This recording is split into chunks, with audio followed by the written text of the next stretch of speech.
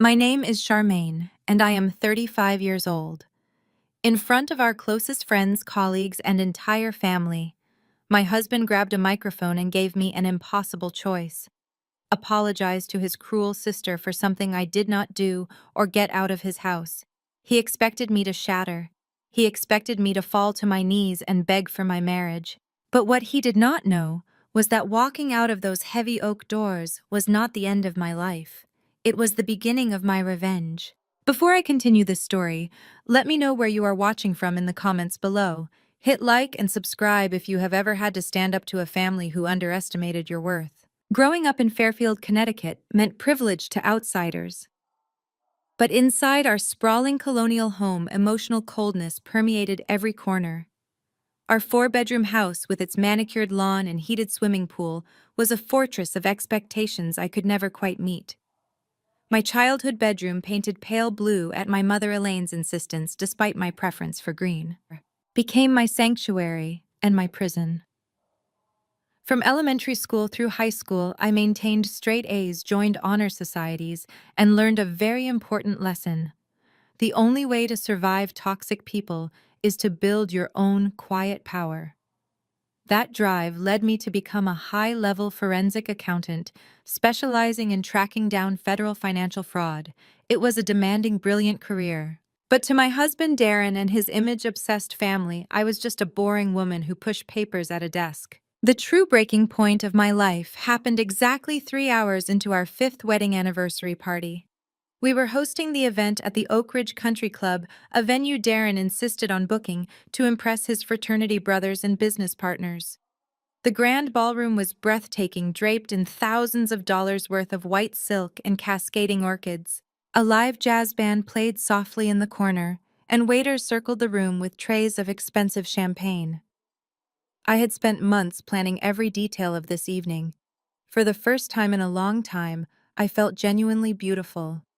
I was wearing a custom-made white silk gown that hugged my figure perfectly. Darren was busy holding court by the massive ice sculpture. He was 35 years old, a regional sales director who loved nothing more than playing the role of the wealthy provider. He thrived on the admiration of others, constantly performing for an audience. He barely looked at me all night, too busy pouring top-shelf liquor for men he wanted to impress.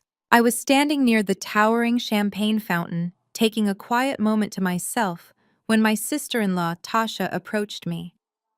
Tasha was 30 years old and proudly called herself a luxury fashion influencer. In reality, she ran a failing boutique that sold overpriced, poorly made clothes, and her entire lavish lifestyle was secretly funded by Darren's constant financial bailouts. Tasha had hated me from the moment Darren introduced us.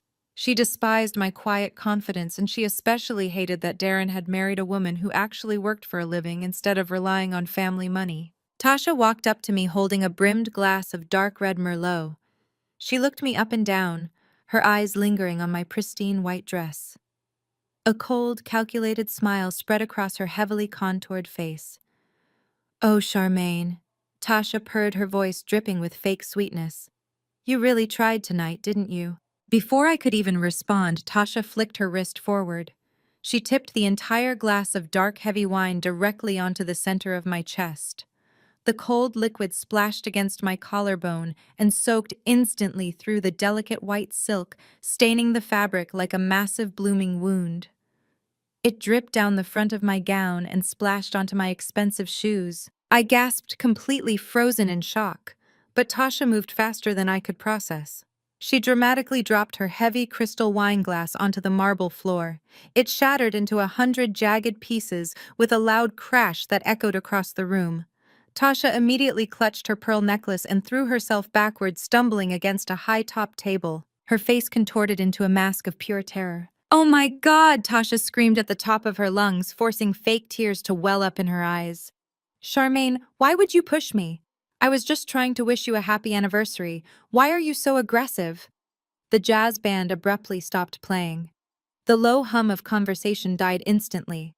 The entire ballroom went dead silent, save for the sound of wine dripping from my ruined dress onto the marble floor.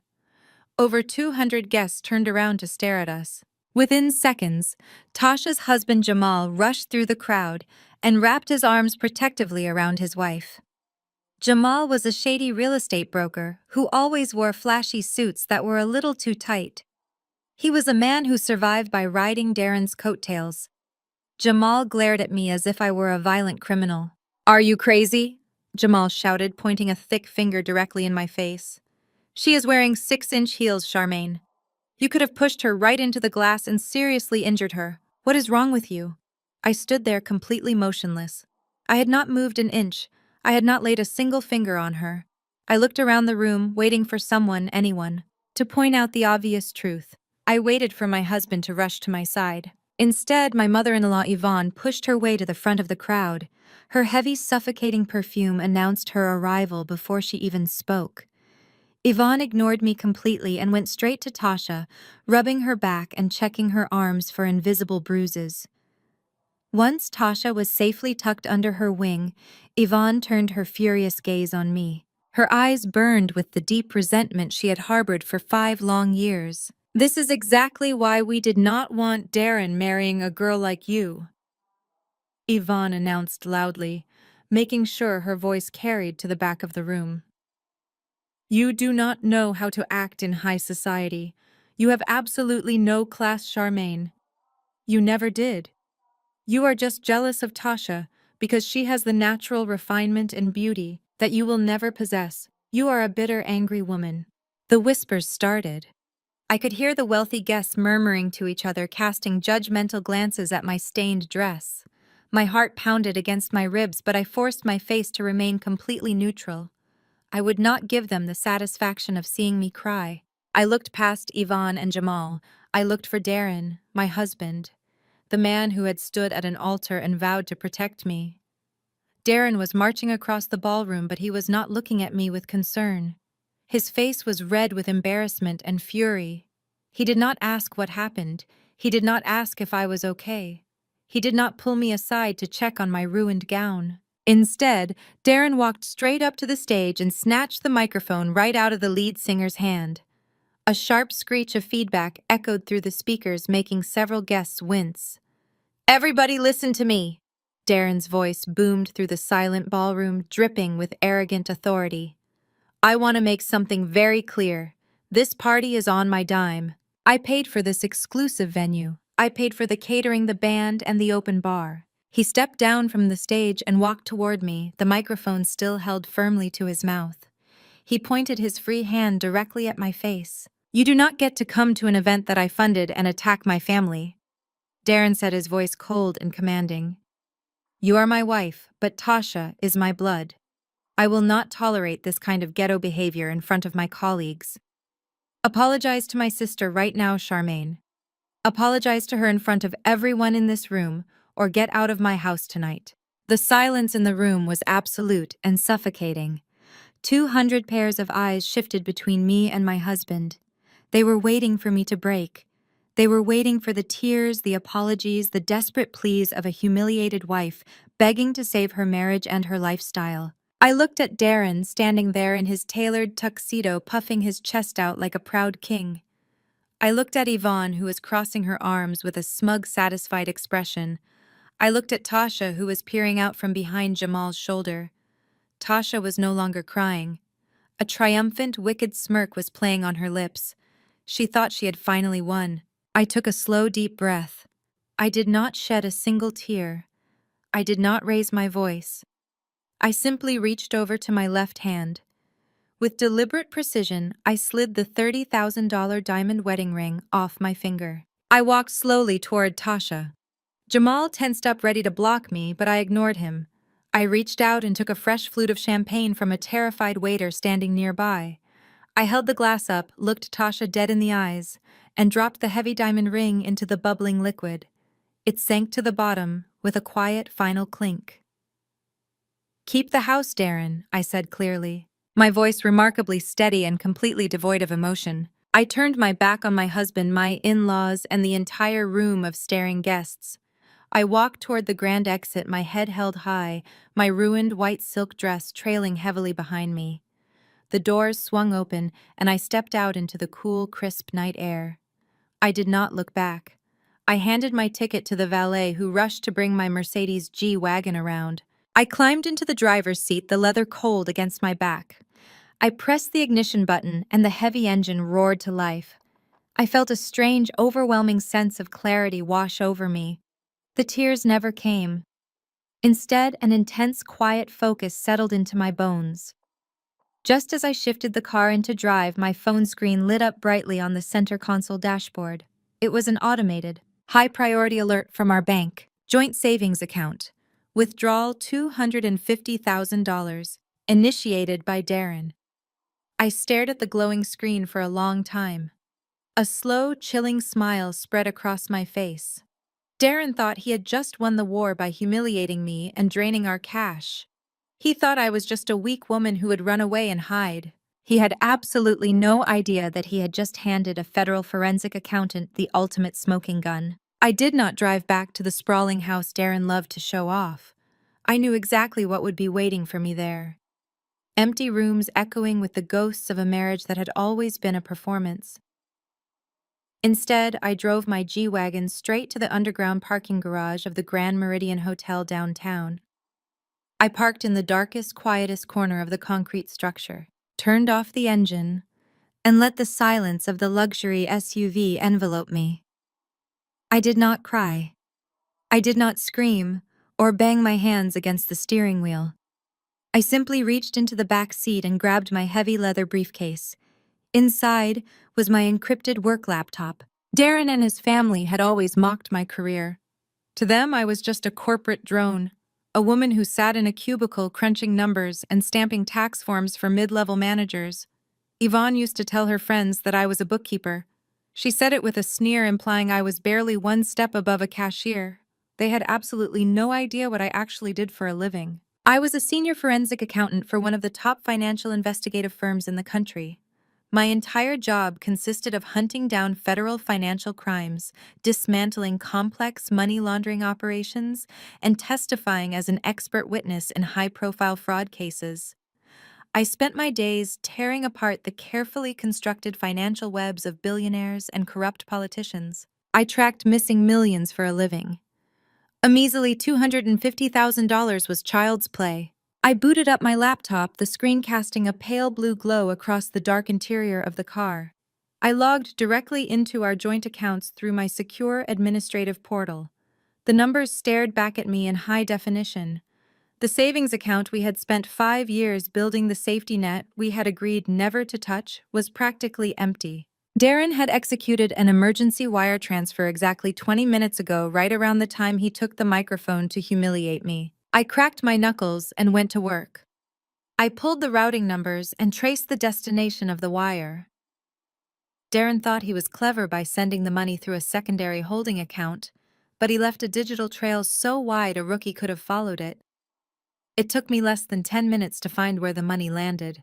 It had bypassed all of Darren's personal accounts and dropped straight into a commercial business account. The name on the account made my blood run cold, and then it made me smile. Luxe, by Tasha. Tasha had launched her luxury fashion boutique 2 years ago with massive fanfare. She hosted red carpet events, paid minor celebrities to wear her clothes, and constantly posted photos of herself flying first class to Paris for Fashion Week. Darren bragged to anyone who would listen that his little sister was a self-made millionaire. But as I pulled up the public financial records and cross-referenced them with the banking data, I had access to the glamorous illusion completely evaporated. Luxe by Tasha was not a multi-million-dollar empire. It was a sinking ship on fire. The boutique was severely underwater, drowning in nearly $500,000 of debt. Tasha had taken out high-interest loans to pay for her extravagant lifestyle and maintain the facade of a successful influencer. She was paying off old debt with new debt, a classic Ponzi scheme of personal finance. Suppliers had placed liens against her inventory.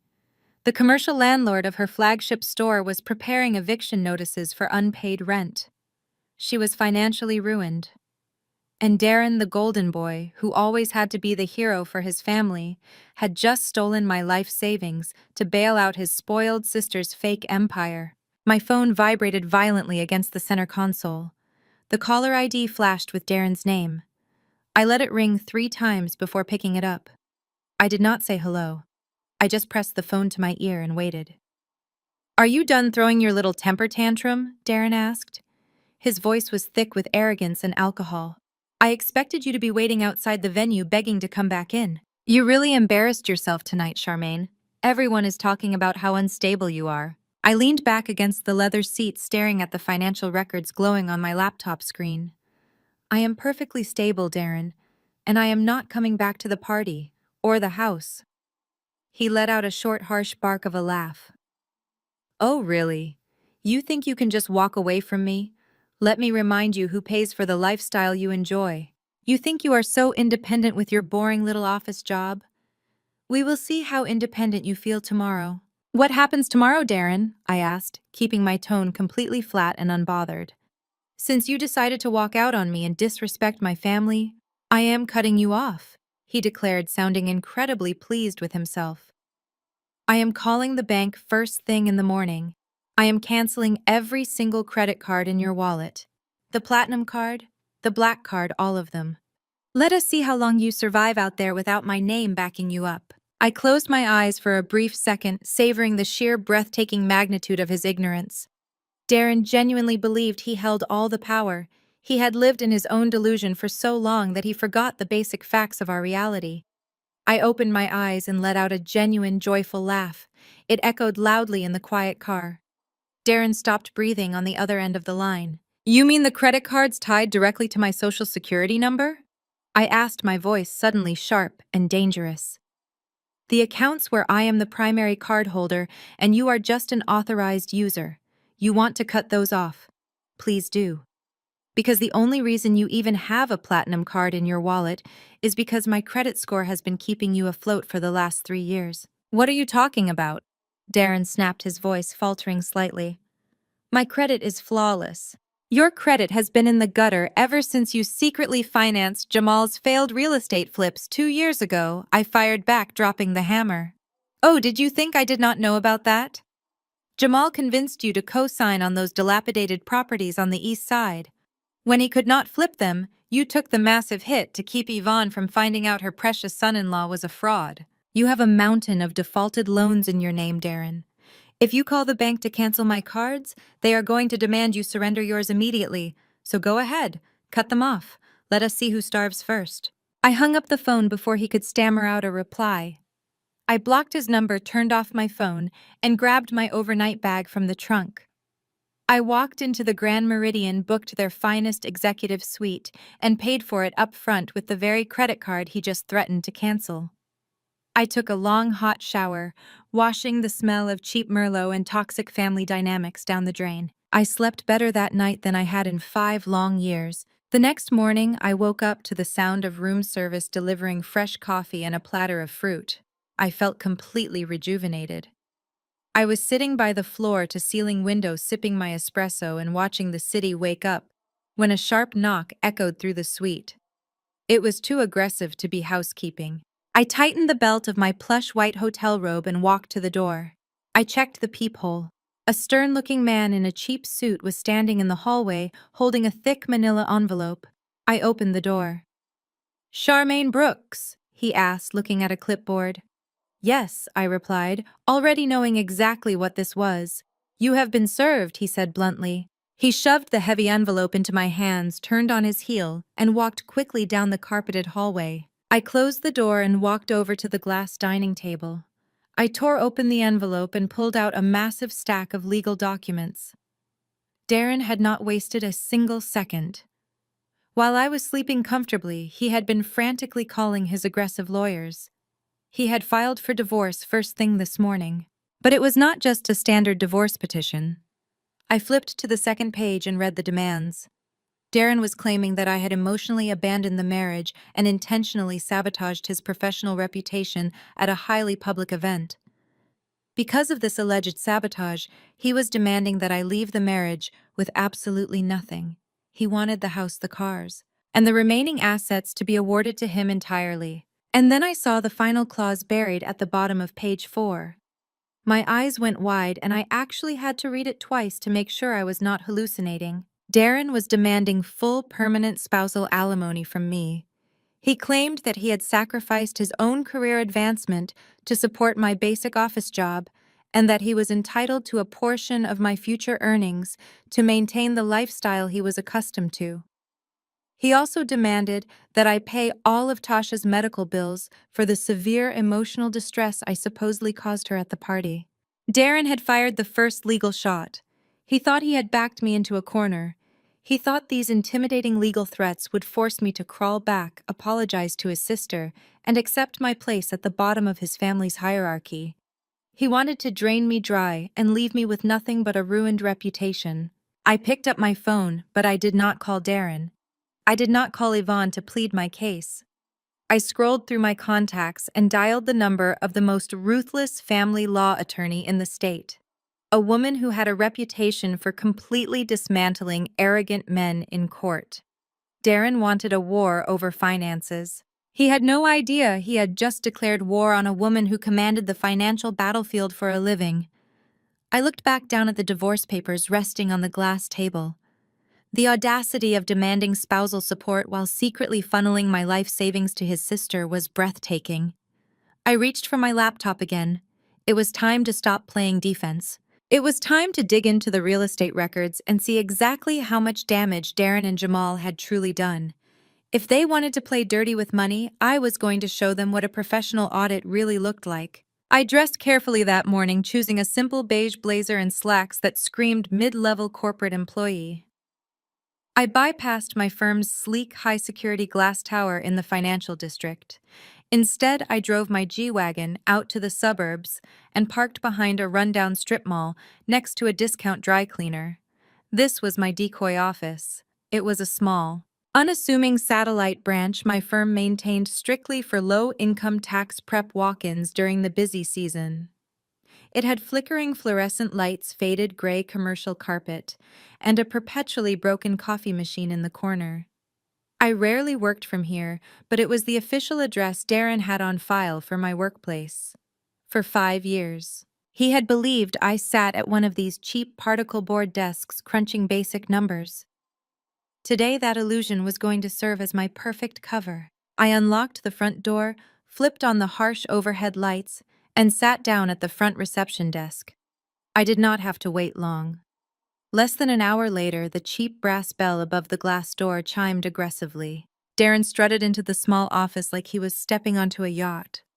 He was wearing a tailored navy suit and his favorite designer sunglasses, which he slowly took off and folded into his breast pocket.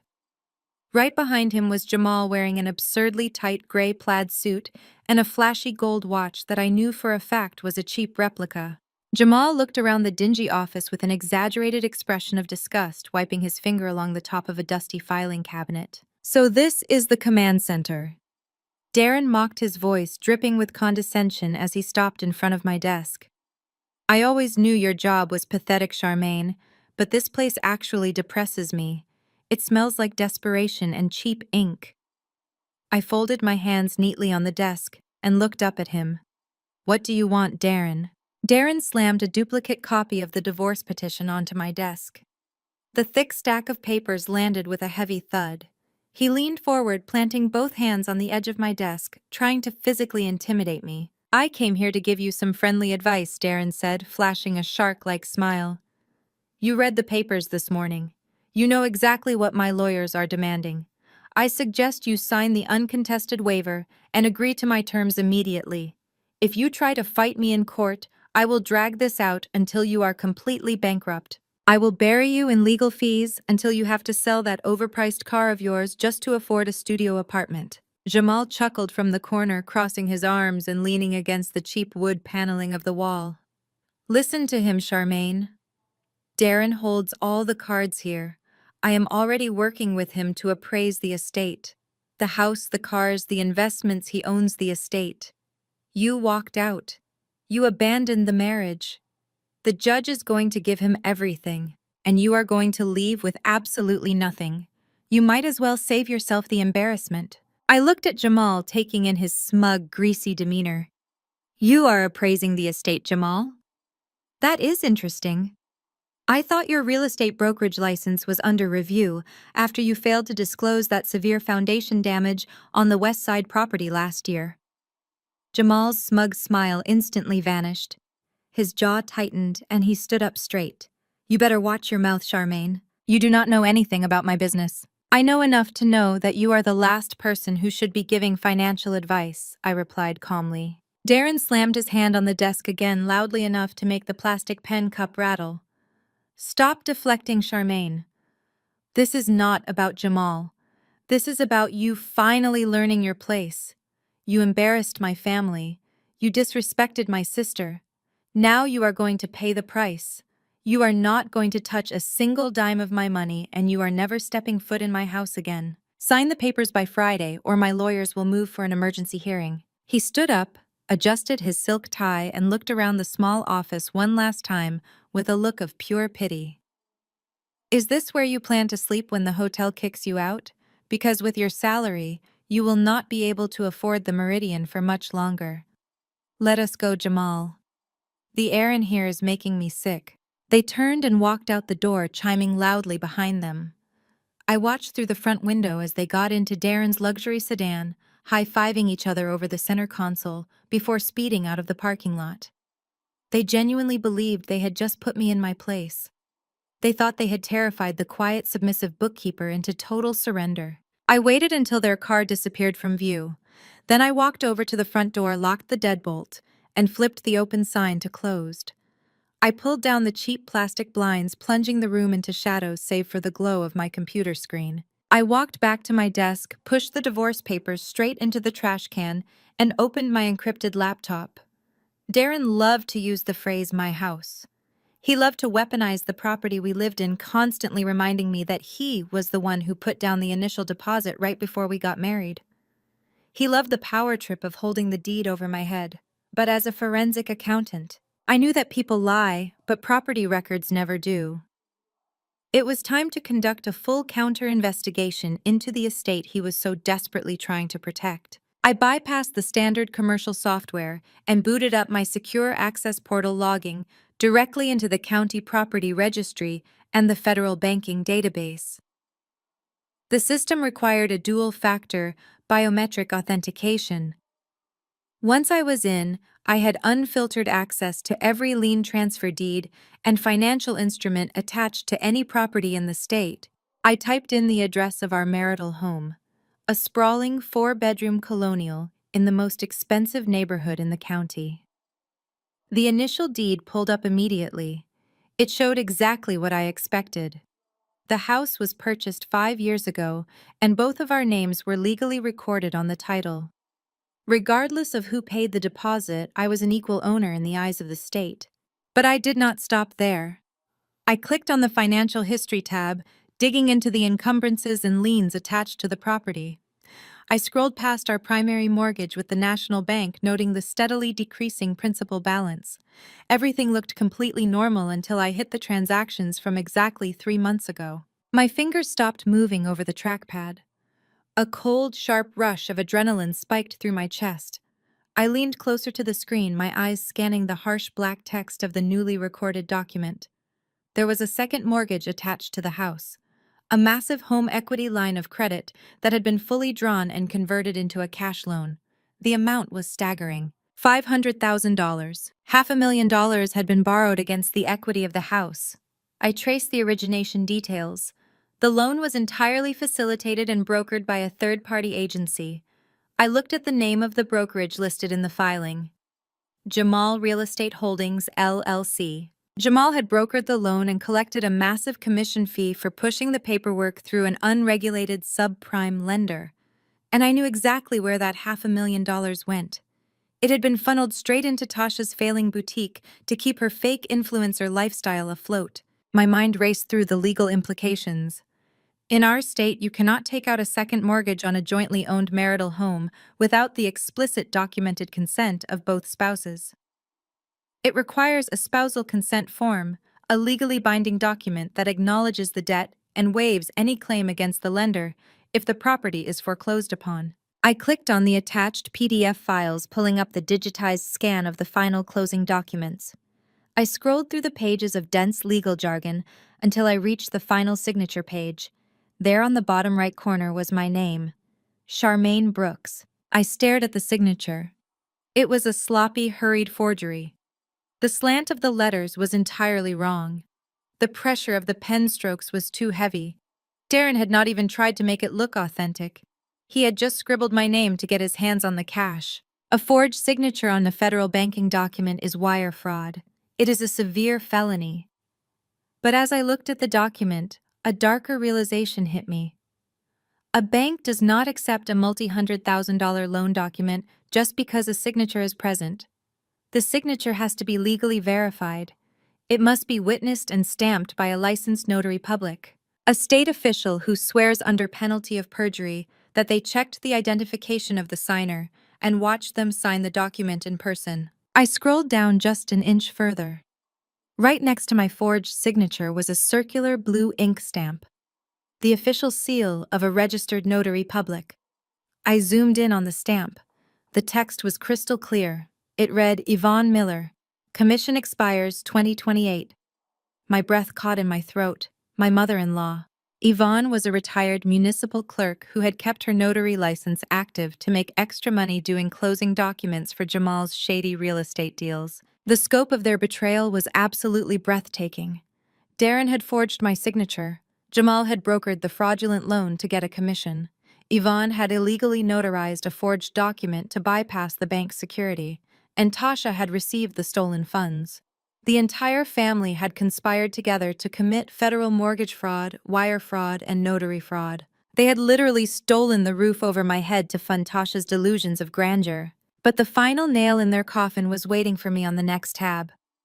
I pulled up the payment history for the fraudulent second mortgage. The subprime lender charged an astronomical interest rate. The monthly payment was over $4,000. Darren had not made a single payment. The loan was exactly 90 days past due. A bright red banner flashed across the top of the banking portal. Notice of default issued. The lender had already filed the preliminary paperwork to initiate a hostile foreclosure. The house Darren loved so much, the house he had so proudly ordered me out of the night before, was slipping through his fingers. He was completely broke, drowning in illegal debt, and heading straight for a catastrophic financial collapse. I sat back in my cheap office chair and let out a long, slow breath. The sheer arrogance of these people was going to be their ultimate downfall. They thought they were dealing with a helpless, uneducated woman they could bully and discard. They had no idea they had just handed a loaded gun to a woman who knew exactly how to pull the trigger. My phone rang on Thursday afternoon. The caller ID displayed Yvonne's name. I let it ring twice before answering immediately, pressing the record button on my secondary work phone. Yvonne's voice floated through the speaker, thick with the fake syrupy sweetness she reserved for her church friends and people she was preparing to backstab. Charmaine's sweetheart, Yvonne cooed into the receiver. The Lord has placed it heavy on my heart to reach out to you today. Families fight. The devil tries to divide us, but we are supposed to forgive. Darren is hurting so much, and I know you are hurting too. I am cooking my famous smothered chicken and baked macaroni and cheese this Sunday. Please come over to the house after service. Let us break bread together, pray on this broken marriage, and make peace like civilized adults. I knew exactly what this was. It was absolutely not an olive branch. It was a calculated ambush. They had realized their aggressive legal intimidation tactics at my decoy office had not broken me into submission, so they were pivoting to emotional manipulation. I kept my voice perfectly flat. I will be there at 2:00, Yvonne. I spent the weekend finalizing my financial dossier. By Sunday afternoon, I was ready for war. I dressed carefully, choosing a tailored crimson dress that exuded absolute confidence, and paired it with my expensive designer heels. I clipped a tiny high-definition micro-recorder to the inside lining of my handbag, ensuring it was actively recording. I drove my G-Wagon back to the luxurious suburban house I technically still owned half of. Darren's sleek luxury sedan and Jamal's oversized truck were parked aggressively in the circular driveway. I walked up the manicured stone path, took a deep, steadying breath, and pushed the heavy mahogany front door open. I did not bother knocking. After all, Darren had legally declared it was his house. But my name was still firmly printed on the original deed. The rich smell of seasoned poultry and baked cheese hit me instantly, wafting from the kitchen. The entire family was already sitting around the massive custom dining table. Darren sat arrogantly at the head of the table like a king holding court. Yvonne sat immediately to his right, while Tasha and Jamal occupied the seats across from her. The single empty chair at the opposite end of the long table was clearly meant for me, positioning me perfectly as the isolated target of their collective interrogation. "Well, look who finally decided to show up," Tasha muttered violently, stabbing a piece of sweet cornbread with her silver fork. She was wearing a stunning designer silk blouse that I now knew with absolute certainty was paid for with the stolen equity from my home. "Hush now," Tasha Yvonne said, playing the role of the benevolent matriarch for the invisible audience she imagined watching her. "Let us have a peaceful, blessed meal. Sit down, Charmaine. I fixed you a beautiful plate." I walked over to the empty chair and sat down, but I did not touch the steaming food sitting on the china plate in front of me. I folded my hands neatly on the polished mahogany surface, keeping my posture perfectly straight, and looked directly down the table at Darren. "Let us skip the fake prayers and the forced pleasantries," I said, my voice echoing slightly in the large dining room. "Why did you really invite me here today?" Darren sighed heavily, putting down his fork and deliberately wiping his mouth with a crisp white linen napkin. He leaned back in his chair and adopted a look of weary magnanimity, playing the exhausted husband, trying to be reasonable with a hysterical wife. "Look," Charmaine Darren began using a patronizing tone. "We got off on the wrong foot the other day. Jamal and I came at you a little hard at your office, and I apologize if you felt threatened. Divorce is an incredibly ugly process, and I do not want to see you financially destroyed. I know you do not have the resources on your meager salary to fight my aggressive legal team. I want to be generous and handle this quietly." Darren reached into the breast pocket of his tailored suit jacket, pulled out a thick, folded legal document, and slid it forcefully down the length of the polished table. The heavy paper stopped right in front of my untouched dinner plate. "It is a post-nuptial settlement agreement," Darren explained, intertwining his fingers and resting them on his stomach. "If you sign it right now, we can completely skip the messy public court battle. You officially waive all legal claims to this house, both of my luxury cars and my retirement investment accounts. In exchange for your cooperation, I will cut you a certified cashier's check for $10,000 today. You can use that cash to get a decent little apartment on your side of town and start fresh without carrying any of my debt." I looked down at the document without touching it. I noticed a second page attached to the back. "And exactly what is the non-disclosure agreement for?" I asked, flipping the page over with my index finger to read the bold print at the top. Jamal cleared his throat loudly, leaning forward with his thick elbows planted firmly on the table, trying to look intimidating. "That is just standard corporate procedure," Charmaine Jamal said smoothly. "It states that you will absolutely not discuss Tasha's luxury boutique, my private real estate business, or any details regarding Darren's personal finances with anyone, including lawyers or the press. You sign the paper, take the 10 grand, and keep your mouth shut permanently." Everyone walks away, happy and unharmed. Yvonne reached across the table and patted my hand with her cold, clammy fingers, smiling sweetly. "Take the blessing, child. You know you have no legitimate claim to the wealth this family built. $10,000 is a huge amount of money for a single woman. Honestly, it is significantly more money than your people have ever seen at one time. Take the check. Be grateful for what Darren is offering and go start over with your own kind." I stared at Yvonne's hand resting on mine. I felt a surge of absolute disgust, but I kept my face entirely impassive.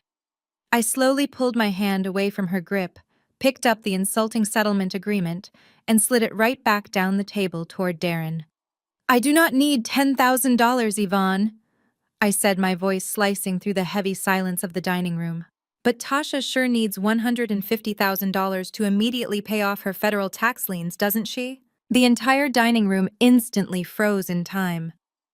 Tasha's silver fork stopped hovering halfway to her open mouth. Darren sat up bone straight, his arrogant, relaxed posture completely vanishing in a millisecond. "What did you just say?" Tasha whispered, her heavily contoured face rapidly draining of all its color. I said you owe the federal government exactly $150,000 in unpaid back taxes. I repeated loudly and clearly, ensuring the micro-recorder hidden in my purse captured every single syllable of the confrontation. I also know for a fact that your commercial landlord is actively drafting eviction papers because you are currently 4 months behind on your storefront rent. Your glamorous luxury boutique is a total financial fraud, Tasha.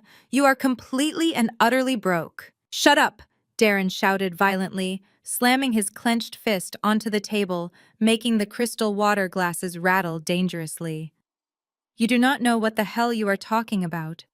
You are just a glorified secretary who pushes paper around a cheap desk all day. I smiled a genuine, terrifyingly calm smile that made Darren visibly flinch backward in his chair. I am a senior forensic accountant for the federal government, Darren.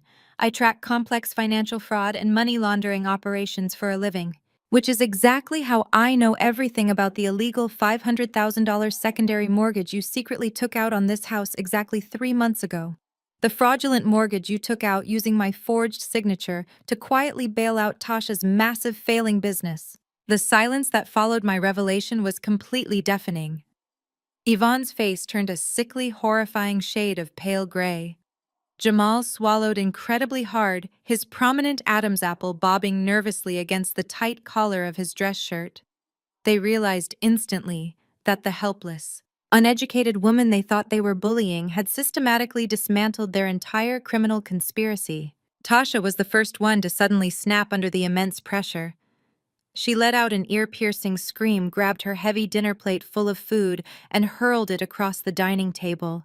It smashed violently against the expensive wallpaper, sending smothered chicken macaroni and sharp, shattered pottery flying everywhere across the room. "You miserable, vindictive witch!" Tasha shrieked hysterically, hot tears of pure, unadulterated rage streaming down her face, ruining her makeup. "You have always been insanely jealous of my success. You are trying to purposefully ruin my entire life." Jamal immediately jumped up from his chair in a blind panic, sending his heavy wooden chair crashing violently backward onto the polished hardwood floor. He puffed out his broad chest and marched directly toward me, pointing a thick, aggressive finger mere inches from my face. "Listen to me very carefully, you little nobody," Jamal growled, his face turning red with fury. "You have absolutely no solid proof of anything you just said. I will personally ruin you in this city. I will use every connection I have to make sure you never work in the accounting industry ever again. I will bury you so deep in legal trouble you will never see daylight." I stood up slowly, completely and totally unbothered by his pathetic, empty threats. I gracefully picked up my expensive designer handbag, adjusting the leather strap comfortably on my shoulder. I looked straight past Jamal's angry face and locked eyes directly with my mother-in-law, who was currently trembling violently in her seat, clutching her pearl necklace in absolute terror. "You cannot bury someone who already owns all the shovels, Jamal," I said calmly and confidently. I turned around and began walking deliberately toward the grand front door. "Oh, and Yvonne!" I paused with my hand firmly gripping the brass doorknob, looking back over my shoulder one final time at the shattered remnants of their fake perfect family. "I will be sending a highly detailed email directly to the state notary board first thing tomorrow morning. I think the state investigators will be very interested to see exactly which fraudulent banking documents your official blue stamp ended up on." Have an absolutely lovely Sunday evening, everyone. I walked out to my car with my head held high, the sound of Tasha sobbing hysterically fading behind the heavy mahogany door. I climbed into my G-Wagon, locked the doors, and finally let out a genuine, relaxed exhale. The bomb had been successfully dropped. The countdown to their absolute destruction had officially begun. But I knew these people intimately. They were narcissists backed into a corner, and cornered rats always try to bite. I fully expected them to retaliate. I just did not expect them to be so incredibly stupid about it. By Monday morning, Jamal made his first desperate move. He knew I was a massive threat, but he still foolishly believed I was nothing more than a low-level strip mall bookkeeper. He thought he could easily destroy my professional credibility before I had the chance to expose his fraudulent mortgage scheme. Jamal had a corrupt buddy who worked as a mid-level administrator at the state accountancy board. Using that connection, Jamal filed an expedited, completely fabricated ethics complaint against my certified public accountant license. I was sitting in my hotel suite sipping black coffee when the automated email notification from the state board hit my inbox. I opened the attached PDF and read through Jamal's ridiculous allegations. He claimed that I had been secretly moonlighting as a freelance accountant for his real estate brokerage. He submitted forged ledger pages, alleging that I had embezzled $30,000 from his client escrow accounts over the past year. He demanded an immediate suspension of my license and threatened criminal charges. It was a classic smear tactic. He wanted to tie me up in bureaucratic red tape and destroy my sole source of income so I would be forced to crawl back to Darren and beg for that pathetic $10,000 settlement. While I was reading through Jamal's poorly written complaint, my personal phone buzzed. A friend from college had sent me a screen recording of an Instagram live video with a simple text message asking if I was okay. I clicked the video. It was Tasha. Tasha had set up her ring light in her lavish, fraudulently funded living room. She was wearing an oversized designer sweater, her hair intentionally messy, completely devoid of her usual heavy makeup to make herself look pale and vulnerable. She was broadcasting live to her 100,000 followers. A follower count I knew for a fact was mostly purchased bots and fake accounts. "Hey guys," Tasha said to the camera, her voice trembling with perfectly rehearsed emotion. "I'm sorry to come on here looking like this, but my family is going through a really dark time right now and I just need to speak my truth before the rumors get out of hand." She paused, wiping away a fake tear with the sleeve of her expensive sweater. "As many of you know, my brother Darren has been married to a woman who we always tried to welcome with open arms. But behind closed doors, she has been emotionally abusive and incredibly toxic. At their anniversary party this weekend, she became completely unhinged. She physically attacked me, threw her drink on herself to play the victim, and demanded that my brother choose between his own flesh and blood or her. When he stood up for me, she walked out. And now this gold-digging woman is trying to extort our wealthy family for hundreds of thousands of dollars to fund her lifestyle." Tasha let out a dramatic, breathy sob, covering her face with her hands. "Please keep my brother in your prayers. He is completely devastated. He just wanted to be a good husband, and she is trying to destroy his life." I closed out of the video and opened a different app. Sure enough, Darren had already downloaded the broadcast and shared it across his own social media profiles, including his professional LinkedIn page. He added a long, self-righteous caption about how painful it is to realize the woman you love only wanted your money, and how he was focusing on protecting his sister and healing his family. He was solidifying his role as the wealthy, victimized husband. He was rallying their social circle, preparing to socially isolate me and ruin my reputation in our city. I did not leave a comment.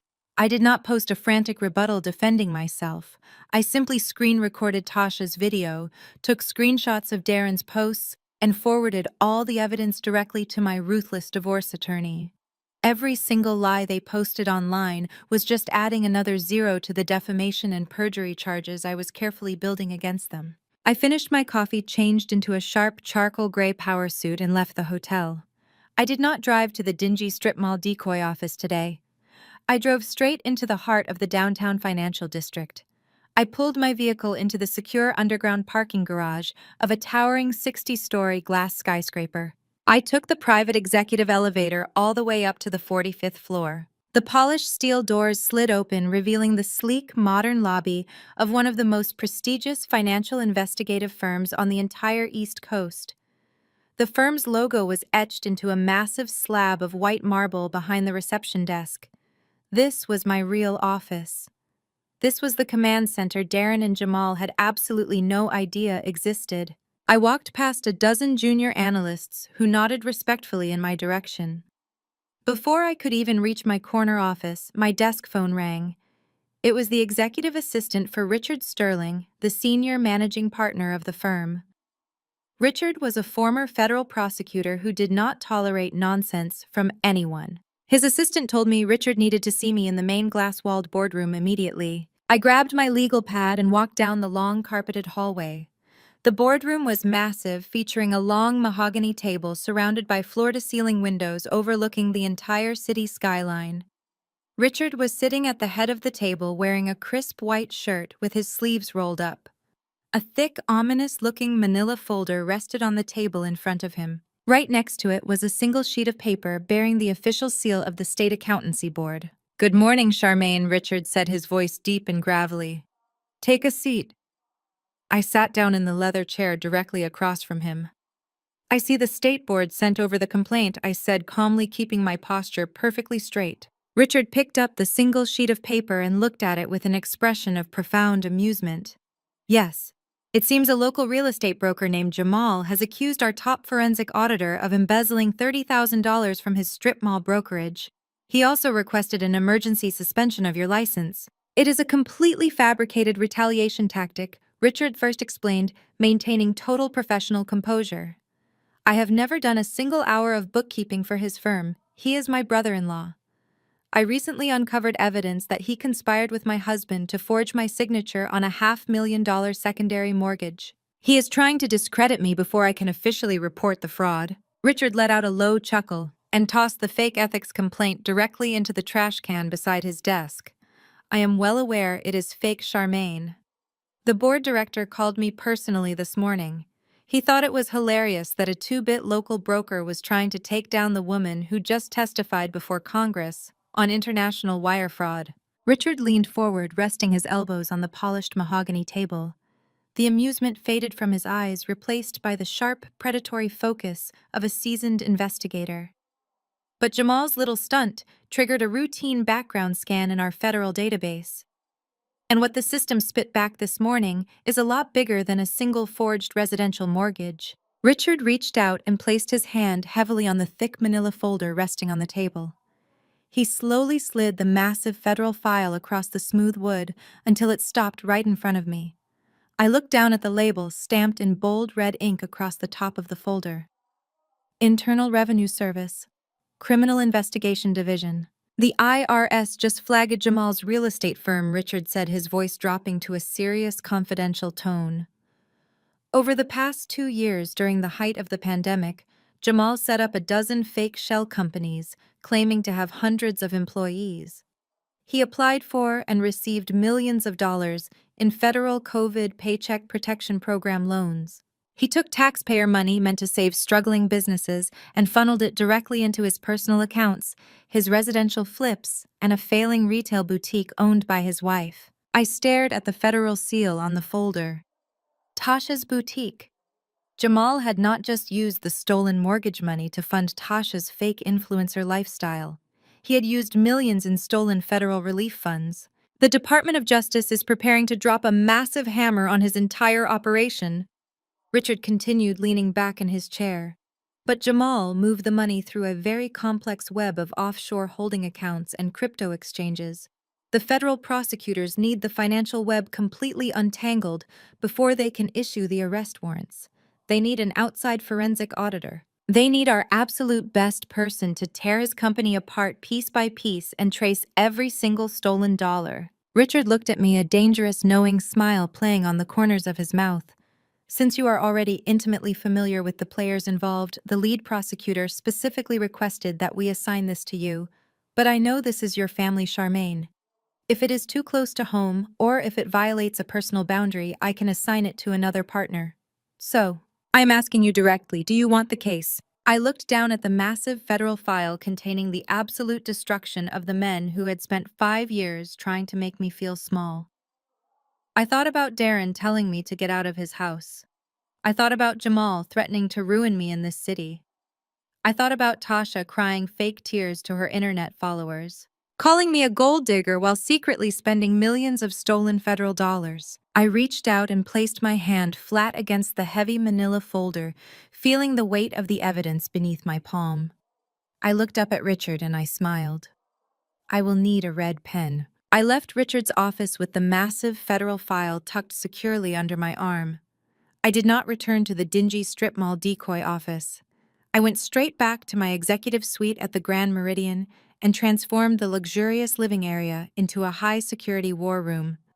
I ordered room service, pushed the expensive floral centerpieces off the heavy glass dining table, and began unpacking the financial destruction of Jamal and Tasha. For the next 48 hours, I barely slept.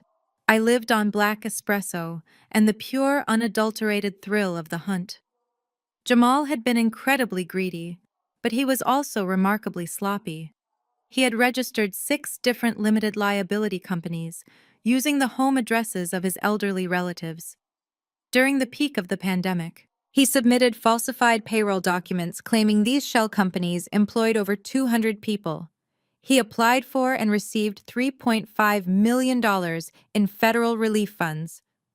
But instead of paying phantom employees, Jamal routed the money through a series of local credit unions, eventually consolidating the stolen taxpayer funds into his primary real estate brokerage account. From there, he siphoned hundreds of thousands of dollars directly into Lux by Tasha to pay for her designer inventory and her flashy storefront rent. I traced every single digital footprint. I matched routing numbers, cross-referenced forged tax identification numbers, and highlighted every illegal transfer with a bright red pen. By Wednesday morning, I had constructed an airtight, irrefutable map of their entire criminal enterprise. I was just compiling the final evidentiary appendix when a sharp, authoritative knock echoed through my suite. It was not room service, it was the heavy, rhythmic knock of law enforcement. I tightened the belt of my robe, walked to the door, and checked the peephole. Standing in the carpeted hallway was the general manager of the hotel, looking incredibly distressed. Flanking him were 2 uniformed city police officers, their hands resting cautiously near their duty belts. I opened the door, my expression perfectly calm. "May I help you, officers?" Charmaine Brooks, the taller officer, asked, stepping forward slightly. "We need you to step out into the hallway, please. We received a direct dispatch regarding a priority theft of high-value property. We need you to come down to the lobby with us immediately." I did not panic. I did not ask what was going on. I already knew exactly who was behind this pathetic stunt. "Give me exactly 3 minutes to get dressed," I said smoothly. I left the door open so they could see I was not destroying evidence, walked into the bedroom, and changed into a sharp navy blue tailored suit. I slipped on my heels, grabbed my leather handbag, and walked back out. The hotel manager looked deeply apologetic, clearly hating the disruption in his luxury establishment, but I just offered him a reassuring smile. We rode the glass elevator down to the ground floor in complete silence. The doors slid open to reveal the opulent, marble-floored lobby of the Grand Meridian. It was the busy morning rush. Wealthy guests were sipping artisanal coffees, businessmen were reading the financial papers, and bellhops were pushing brass luggage carts. And right there, sitting dead center on a plush velvet sofa like they owned the entire building, were Darren and Jamal. Darren was wearing a casual but expensive cashmere sweater, his legs crossed arrogantly at the knee. He had a smug, self-satisfied grin plastered across his face. Jamal stood right behind him, holding a paper coffee cup, practically vibrating with excited anticipation. They had come to watch the show. They wanted to see the quiet, submissive woman they despised get publicly humiliated and dragged out of a luxury hotel in shiny steel handcuffs. "There she is," Darren said loudly, standing up and pointing a dramatic finger right at me as the officers escorted me across the lobby. "That is the woman. She is my estranged wife. Officer, I want her arrested right now, and I want her hotel room completely tossed." "Keep your voice down, sir," the taller officer instructed firmly, turning to face Darren. "Now, you stated on the emergency dispatch call that a grand larceny had occurred. Please verify exactly what you are claiming was stolen from your residence." Darren puffed his chest out, playing the role of the deeply violated victim for the growing crowd of whispering onlookers. "When she abandoned our marriage and stormed out of my house this weekend, she took my grandfather's vintage platinum Patek Philippe watch. It is a family heirloom, strictly appraised at $50,000. I noticed it was missing from my personal safe this morning. She is broke. She has no money to pay for a luxury suite like this, and she obviously stole my property to pawn it. I am pressing full criminal charges." Jamal nodded vigorously in agreement, trying to look incredibly serious. "She has been acting completely erratic, officer. Unstable. We tried to offer her a generous settlement just to go away quietly, but she is trying to extort the family. You need to put her in cuffs before she tries to run." I stood there, my hands clasped elegantly in front of me, listening to their absurd fabricated narrative. Darren was pulling a classic power trip. He knew I did not have the watch. He just wanted to use the police as a weapon to terrify me, ruin my reputation at the hotel, and force me to submit to his divorce demands out of pure fear. The officer turned back to me, pulling out a small black notepad. "Ma'am, do you have the watch in your possession, or do you know where it is?" I looked the officer dead in the eye. "I do not have his watch. I have never had the code to his personal safe. When I left the country club on Saturday night, I came directly to this hotel. I arrived with a single overnight bag. I have not stepped foot on his property since the anniversary party. If you would like, you can request the hotel manager right here to pull the security footage of my arrival. You will see I brought nothing with me but my purse and a laptop bag. Furthermore, I am a fully employed federal financial contractor. I paid for this suite up front using my own platinum credit card. I do not need to pawn imaginary watches to afford my life." Darren scoffed loudly, rolling his eyes.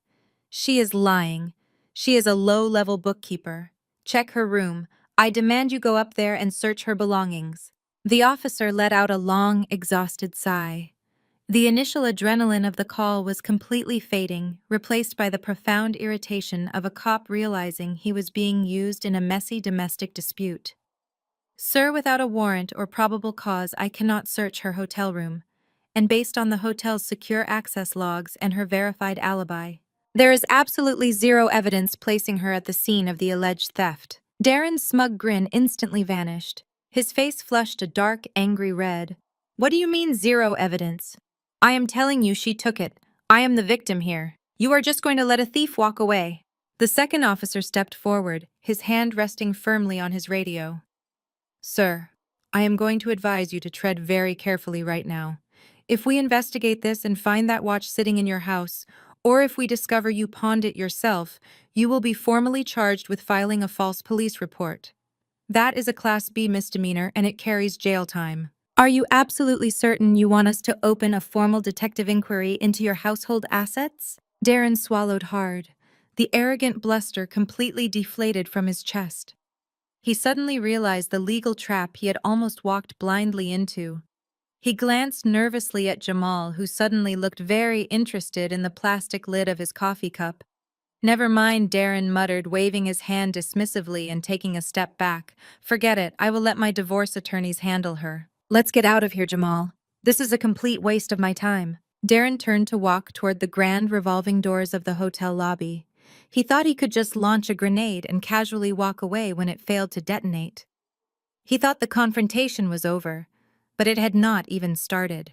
Just as Darren and Jamal took their first steps toward the exit, the heavy glass doors of the lobby slid open automatically. Two tall men wearing sharp dark suits walked in. They moved with a distinct synchronized purpose that instantly commanded the attention of the room. They bypassed the reception desk. They bypassed the bellhops. They walked with absolute authority, their eyes scanning the lobby until they locked onto our small group. Darren saw them approaching and immediately puffed his chest back out, a triumphant smile returning to his face.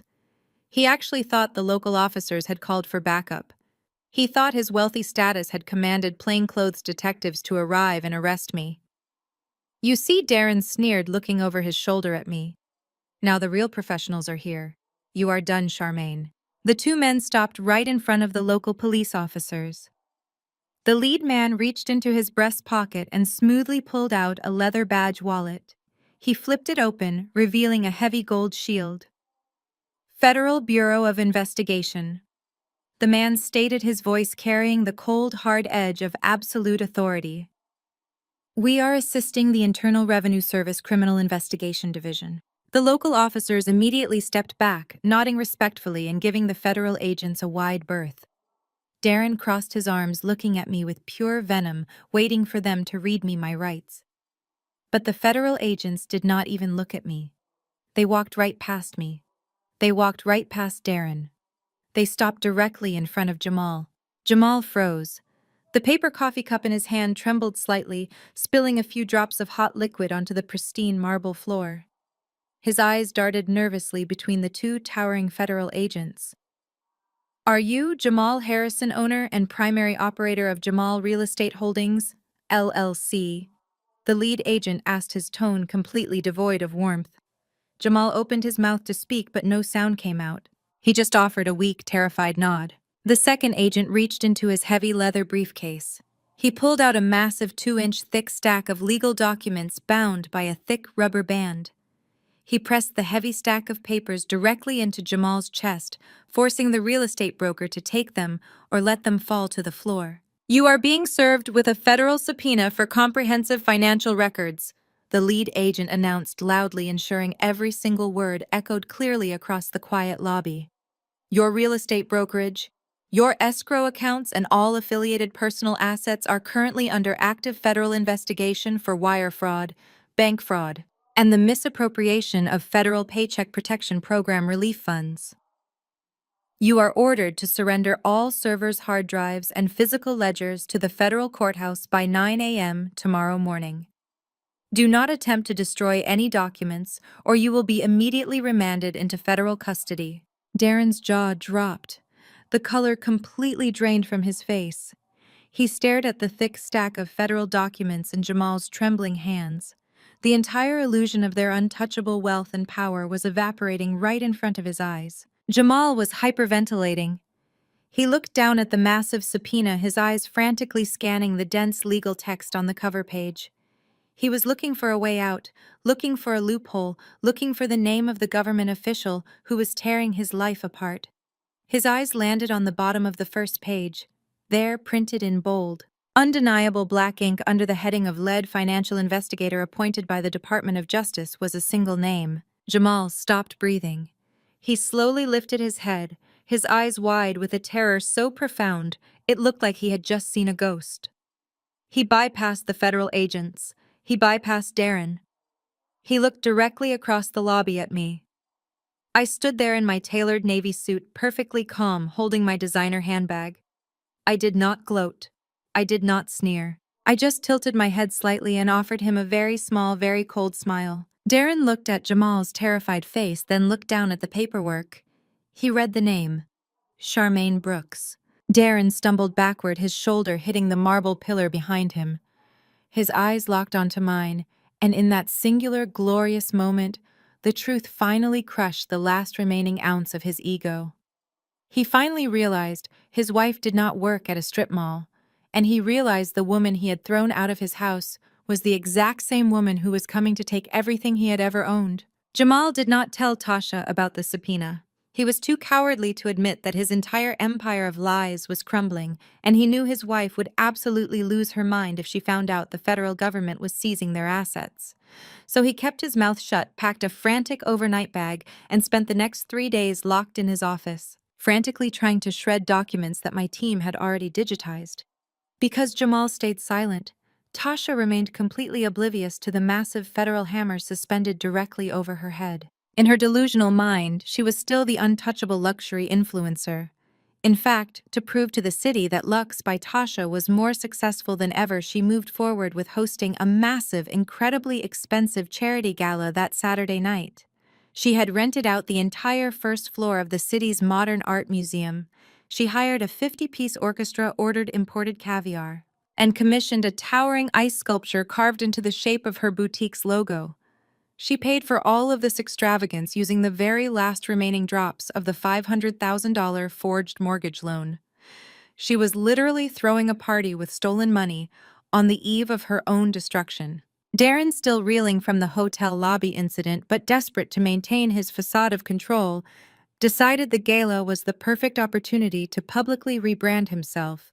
He wanted everyone to think he had effortlessly moved on from his bitter, estranged wife. The museum was glowing with brilliant spotlights sweeping across the night sky when my hired chauffeur pulled my black town car up to the red carpet. I stepped out into the flashing bulbs of local society photographers. I was not wearing a simple business suit tonight. I was wearing a custom emerald green silk gown that cascaded perfectly down to the floor, paired with genuine diamond drop earrings. I looked like money.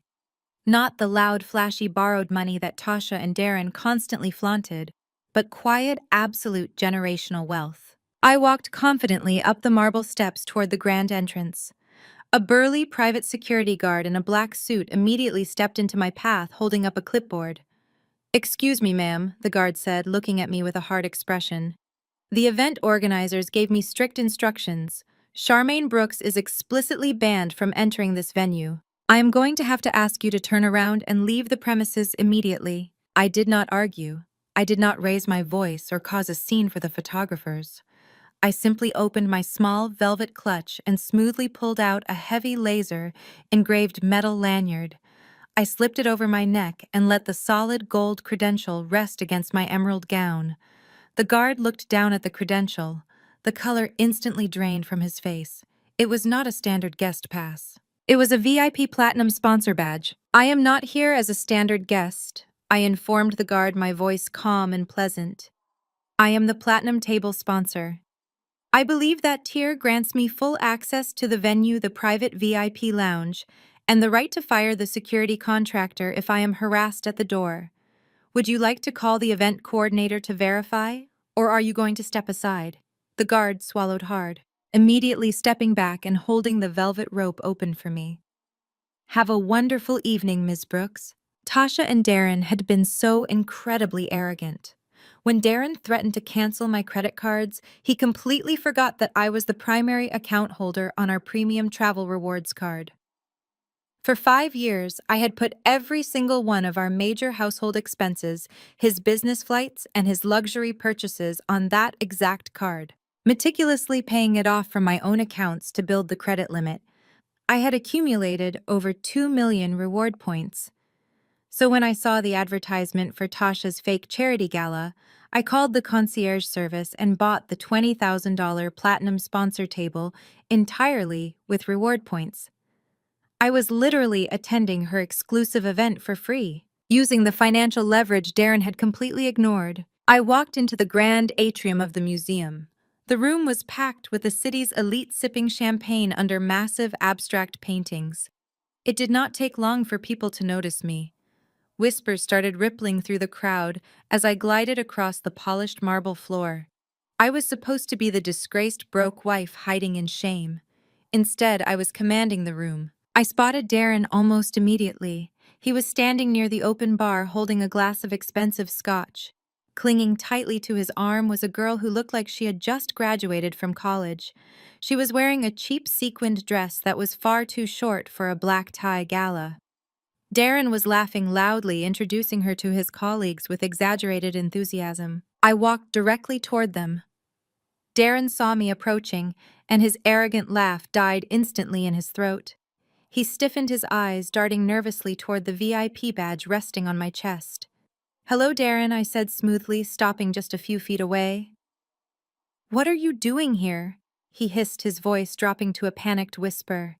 "You are not supposed to be here. Security was supposed to keep you out." I smiled warmly at the young girl clinging to his arm.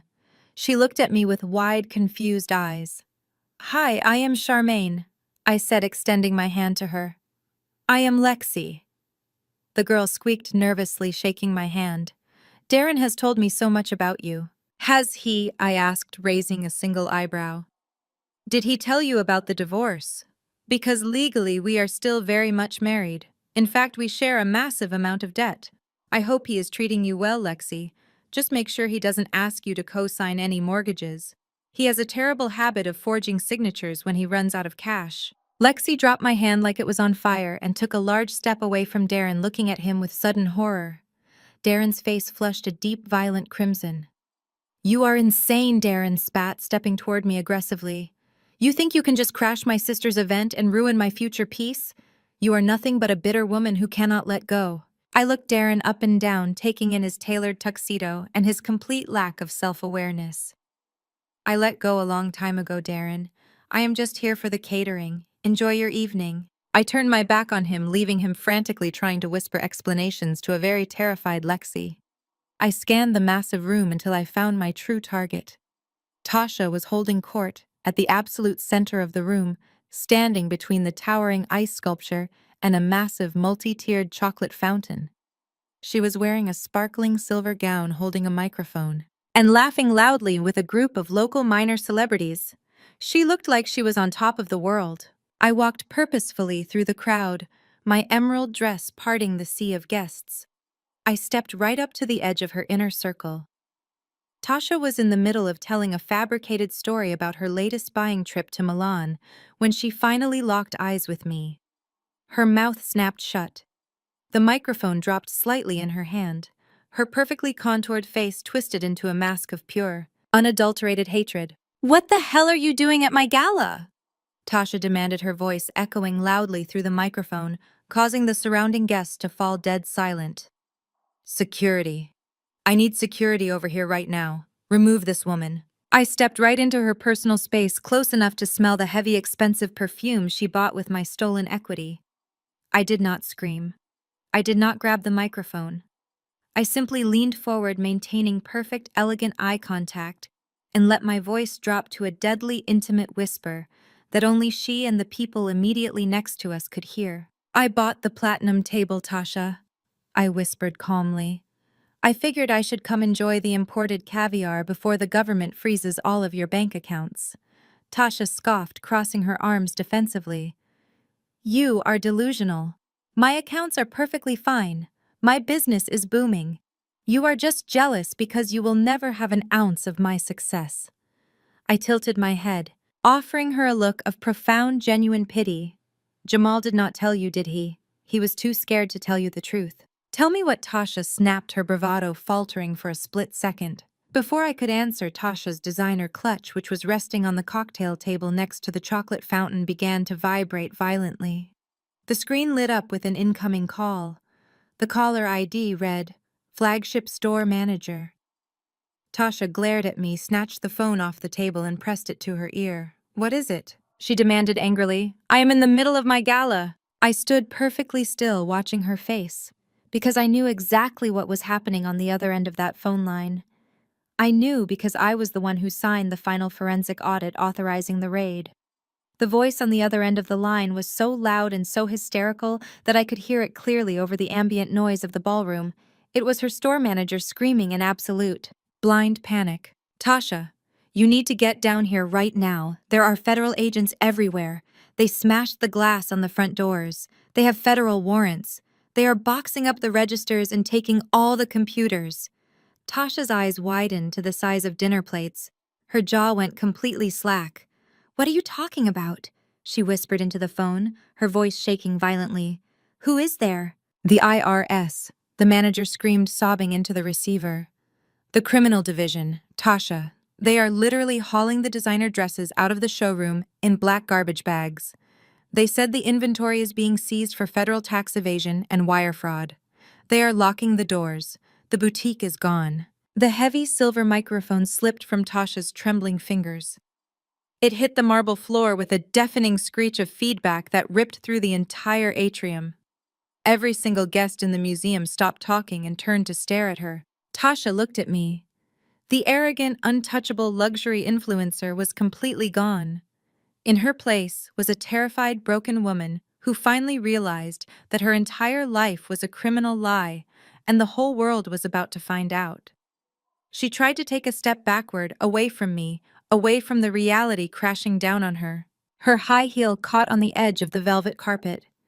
Her eyes rolled back into her head. With a heavy, dramatic gasp, Tasha's knees completely buckled. She collapsed backward, her arms flailing wildly as she fell directly into the massive, multi-tiered chocolate fountain. Thick, warm, dark chocolate splashed violently in every direction, completely ruining her sparkling silver gown and splattering across the faces of the minor celebrities standing next to her. She lay slumped in the lower basin of the fountain, completely unconscious, as expensive liquid chocolate rained down over her perfect blonde hair. Chaos erupted in the ballroom. People screamed, photographers rushed forward, flashbulbs exploding like strobe lights as they captured the spectacular, humiliating downfall of the city's fakest millionaire. I did not flinch. I reached out, picked up a fresh strawberry from the catering table, and took a small, deliberate bite.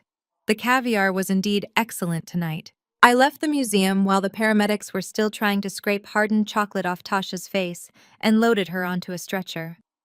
I did not stick around for the ensuing media circus or the chaotic aftermath of her ruined reputation. I had a much more important appointment scheduled for the very next morning. Darren had spent our entire marriage building his massive ego around that four-bedroom colonial house. He loved to remind me it was his property. He believed that holding the physical keys in his pocket meant he held all the power in our relationship. But as a forensic accountant, I knew a fundamental truth about wealth in America. Real estate does not actually belong to the person with the keys. It belongs entirely to the entity holding the financial paper. The subprime lender that Jamal had used to broker the fraudulent $500,000 second mortgage was in deep financial trouble.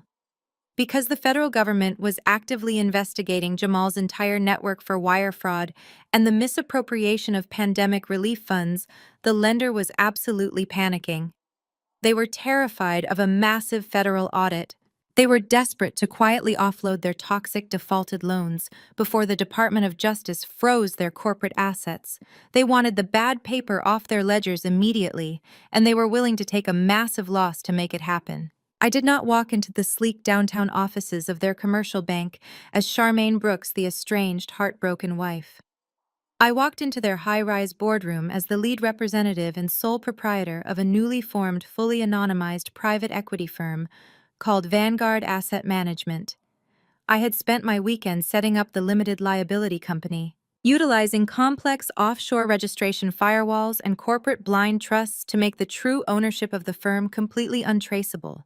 To the bank, I was just a ruthless corporate liquidator looking to buy distressed debt for pennies on the dollar. I sat across the polished mahogany table from the nervous vice president of the subprime lending firm. He was sweating through his expensive suit, frantically shuffling through a massive stack of defaulted residential files on his desk. Right in the middle of that stack was the heavy folder containing the fraudulent mortgage for Darren's beloved house. The loan was severely delinquent. Darren had not made a single payment in 90 days. The vice president just saw a massive liability. I slid a certified corporate cashier's check across the table. I offered to buy a large bundle of their absolute worst performing residential debt, specifically including Darren's property address, for exactly 20 cents on the dollar. The vice president was so eager to wash his hands of Jamal's toxic portfolio that he barely even verified the property addresses. He just saw a financial lifeline to save his own career. He signed the transfer agreements and the assignment of mortgage documents without a second thought. The moment his heavy fountain pen left the paper, the entire legal and financial paradigm of my marriage completely shifted. I did not just own half the deed to the property anymore. My anonymous corporation was now the sole legal owner of the massive debt attached to the house. Because the loan had been originally secured through fraudulent means with a forged signature and an illegal notary stamp, and because the account was already way past the 90-day default window, the strict terms of the promissory note allowed for an immediate expedited hostile foreclosure. There was no mandatory grace period. There was no requirement for mediation. The note was called due in full immediately. My aggressive real estate legal team marched straight down to the county courthouse on Tuesday morning. We bypassed the standard clerks and presented the newly acquired paper directly to the presiding commercial property judge. We also presented undeniable hard evidence of the forged signature and the fraudulent notary stamp provided by Yvonne. The judge took one look at the overwhelming evidence of federal mortgage fraud and did not hesitate for a single second. He immediately struck Darren's name from the protective stay and signed the emergency writ of possession. Vanguard Asset Management was officially granted full, immediate, and uncontested legal ownership of the property to satisfy the defaulted debt. I was no longer just the discarded wife that Darren had so arrogantly thrown out of his house. I was literally the bank. I owned the walls, the roof, the custom hardwood floors he loved to brag about, the expensive landscaping, and the very ground the house stood on. I owned his sanctuary. While I was executing the absolute greatest financial checkmate of my entire career, Darren remained completely and utterly oblivious.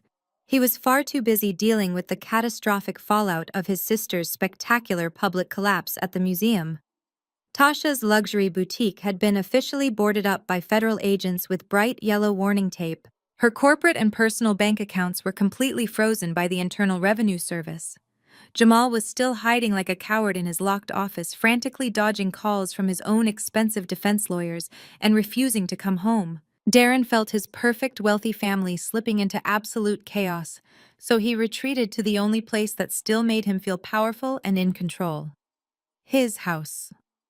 On Wednesday evening, I was sitting in my luxurious hotel suite, sipping a glass of sparkling water and finalizing the logistics for the next morning when my personal phone chimed loudly on the glass table. It was a text message from Darren. He had sent a picture. It was a high-resolution selfie of him sitting on our extremely expensive Italian leather sofa in the center of the living room. He had a crystal glass of expensive bourbon in one hand, and his feet were propped up disrespectfully on the imported mahogany coffee table. He looked incredibly smug, defiant, and completely comfortable in his domain. He thought he had weathered the storm. He thought Tasha's problems had nothing to do with him. Beneath the arrogant photograph was a long, cruel text message. "I am sitting in my living room," Darren wrote, "looking at the empty spaces where your cheap things used to be. My lawyer just called and confirmed that the family court judge is going to grant the expedited divorce tomorrow morning because you stubbornly refused to sign the settlement agreement. You thought you could intimidate my family with your little accounting job, but you failed. You are going to get absolutely nothing from me. I am keeping the house, the luxury cars, and the investment accounts. You will never step foot on my property again. You lose, Charmaine. Enjoy living out of a suitcase in your cheap hotel room." I stared at the glowing screen of my phone, reading his arrogant words over and over again. I did not feel a single ounce of anger. I did not feel the urge to cry, scream, or throw my phone against the wall. Instead, I felt a deep, profound, and absolute sense of peace settling into my bones. He genuinely believed he had won the game. He had absolutely no idea that the game board had been completely flipped days ago. I took a quick screenshot of his photo and his threatening message. I opened my secure email application and attached the screenshot to an ongoing thread with the County Sheriff's Civil Enforcement Division. I confirmed the final execution of the judicial lockout order, which was strictly scheduled for exactly 8 o'clock the very next morning. I authorized the immediate use of a licensed commercial locksmith to drill the front door deadbolts if the current occupant refused to surrender the premises peacefully. Then I closed my email and opened the text message thread with my soon-to-be ex-husband one last time. I did not write a long paragraph defending myself. I did not argue about the upcoming divorce hearing or his delusional threats. I did not mention the bank, the anonymous holding company, or the forged mortgage documents his mother had illegally stamped. I typed exactly one short sentence, hit send, and turned my phone completely off for the night. Make sure you pack your golf clubs. Thursday morning arrived with a crisp, brilliant sunrise that felt like a personal victory. While I was drinking a perfectly brewed espresso in my hotel suite, Darren was desperately trying to hold the crumbling pieces of his fake empire together. After the catastrophic events at the museum, Tasha had been utterly humiliated, her boutique boarded up, and her reputation destroyed. To distract his hysterical sister and soothe his panicking mother, Darren had taken them both out to a lavish, expensive breakfast at an upscale country club cafe.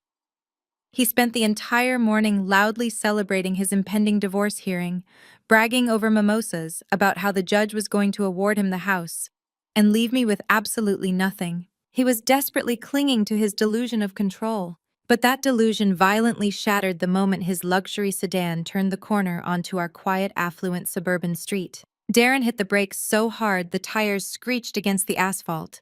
He stared through the windshield in absolute disbelief. The long, manicured driveway leading up to his beloved four-bedroom colonial was completely blocked. A massive commercial moving truck was parked at a sharp angle, its heavy metal ramp already lowered onto the pristine front lawn. Two men in thick canvas work jackets were carrying Darren's custom leather armchair out the front door and casually loading it into the back of the truck. But that was not what made Darren's blood run cold. Parked directly behind the moving truck with their red and blue lights flashing brightly in the morning sun were two marked county sheriff squad cars. Darren threw his car into park, leaving the engine running, and threw his door open. He marched up the driveway, his face flushed with a mixture of confusion and absolute rage. Yvonne and Tasha scrambled out of the passenger seats, trailing closely behind him, their high heels clicking frantically against the pavement. Hey, Darren screamed at the top of his lungs, his voice echoing through the quiet neighborhood. Put that chair down right now. What the hell do you think you are doing? Get off my property immediately, or I am calling the cops. The two movers did not even flinch. They gently placed the armchair in the truck, completely ignoring his tantrum. From the shadow of his wide front porch, a tall, broad-shouldered county sheriff stepped out. He was wearing his full tactical uniform, his thumbs resting casually on his utility belt. He looked at Darren with the exhausted, unimpressed expression of a man who dealt with arrogant, entitled people every single day. "There is no need to call the cops, sir," the sheriff said, his voice deep and authoritative. "We are already here. Are you Darren Brooks?" "Yes, I am Darren Brooks," he yelled, pointing aggressively at the house. "And this is my house. These men are trespassing and stealing my furniture. I want them arrested right now. My lawyer is going to have a field day with your department." The sheriff let out a slow, heavy sigh. He walked down the porch steps, pulling a thick metal clipboard from under his arm. He stopped right in front of Darren and shoved the clipboard directly into his chest. "I highly suggest you lower your voice and step back," the sheriff warned, his tone instantly hardening. "You do not own this property anymore, son." The bank called the note due. The property was legally foreclosed on yesterday afternoon and acquired by the primary lien holder. A judge signed the emergency writ of possession. This is a court-ordered eviction and property lockout. Darren stared at the clipboard.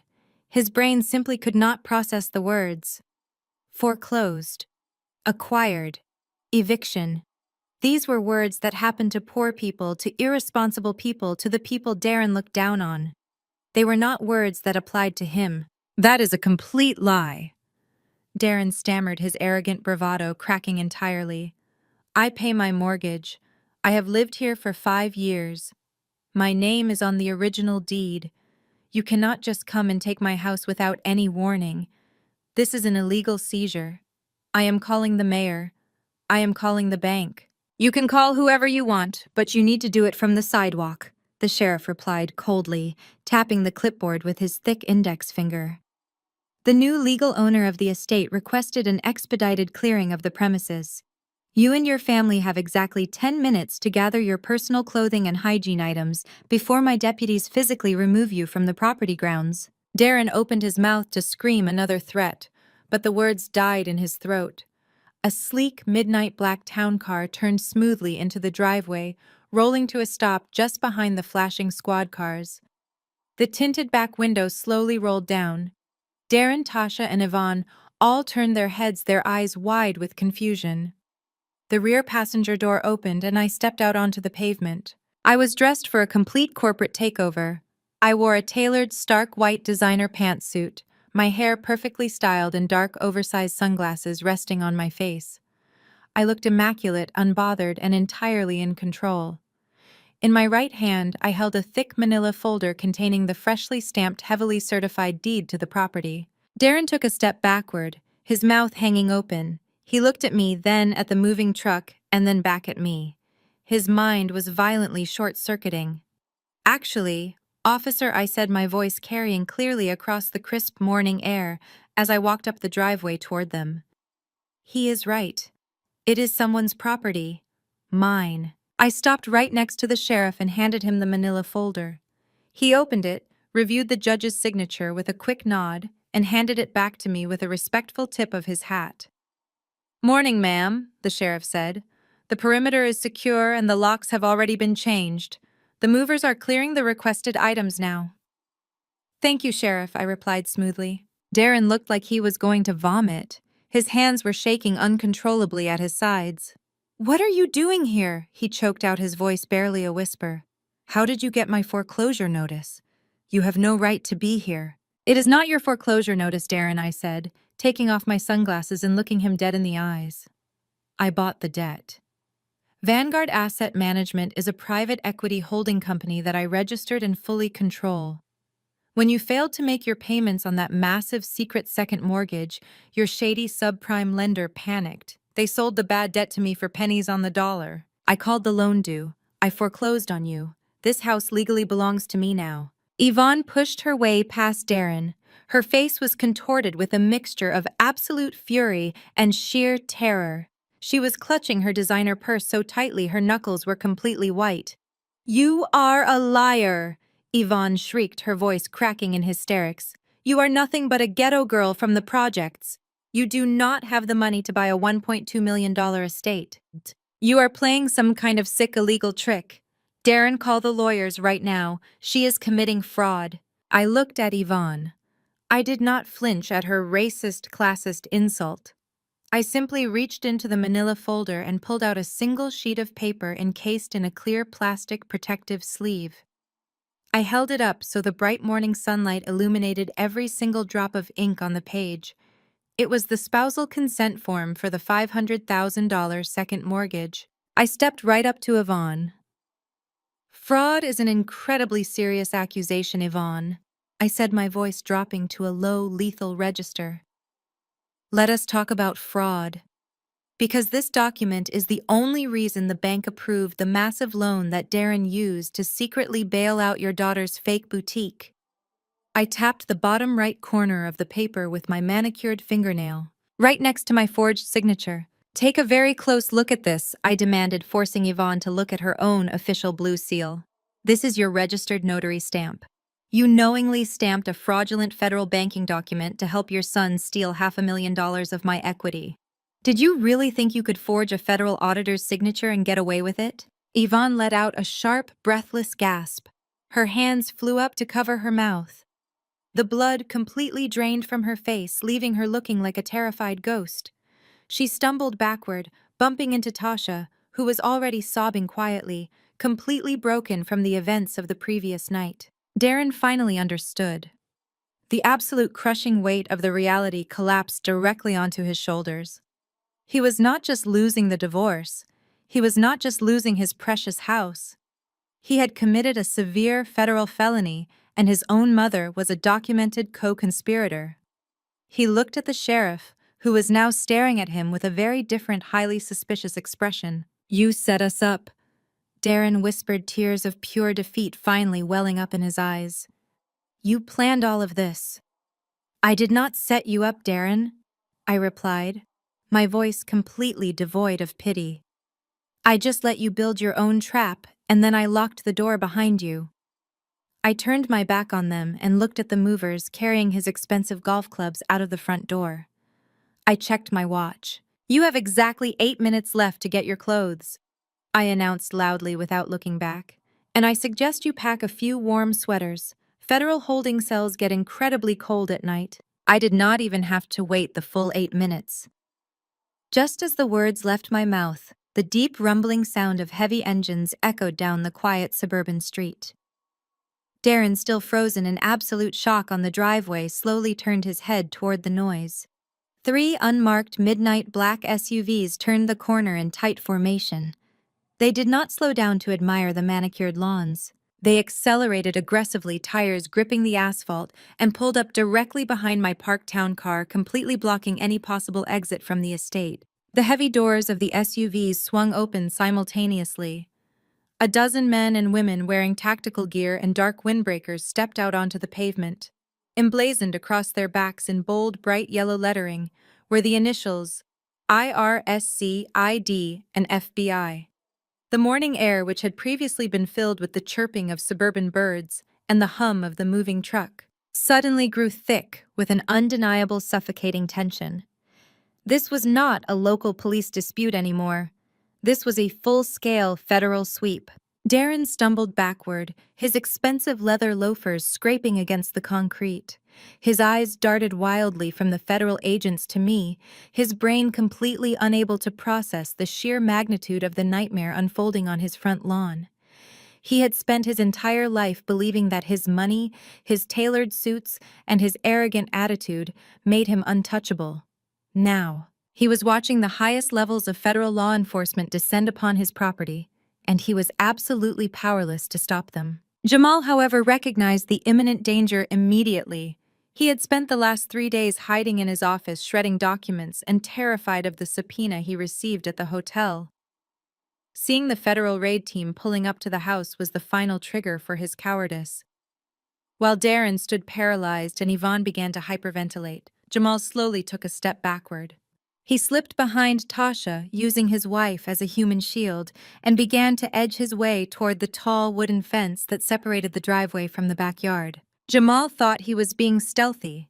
He thought the agents were focused entirely on Darren, but federal task forces do not execute residential raids without securing the perimeter first. Just as Jamal turned his back and made a desperate, panicked sprint toward the side gate, a commanding voice ripped through the air.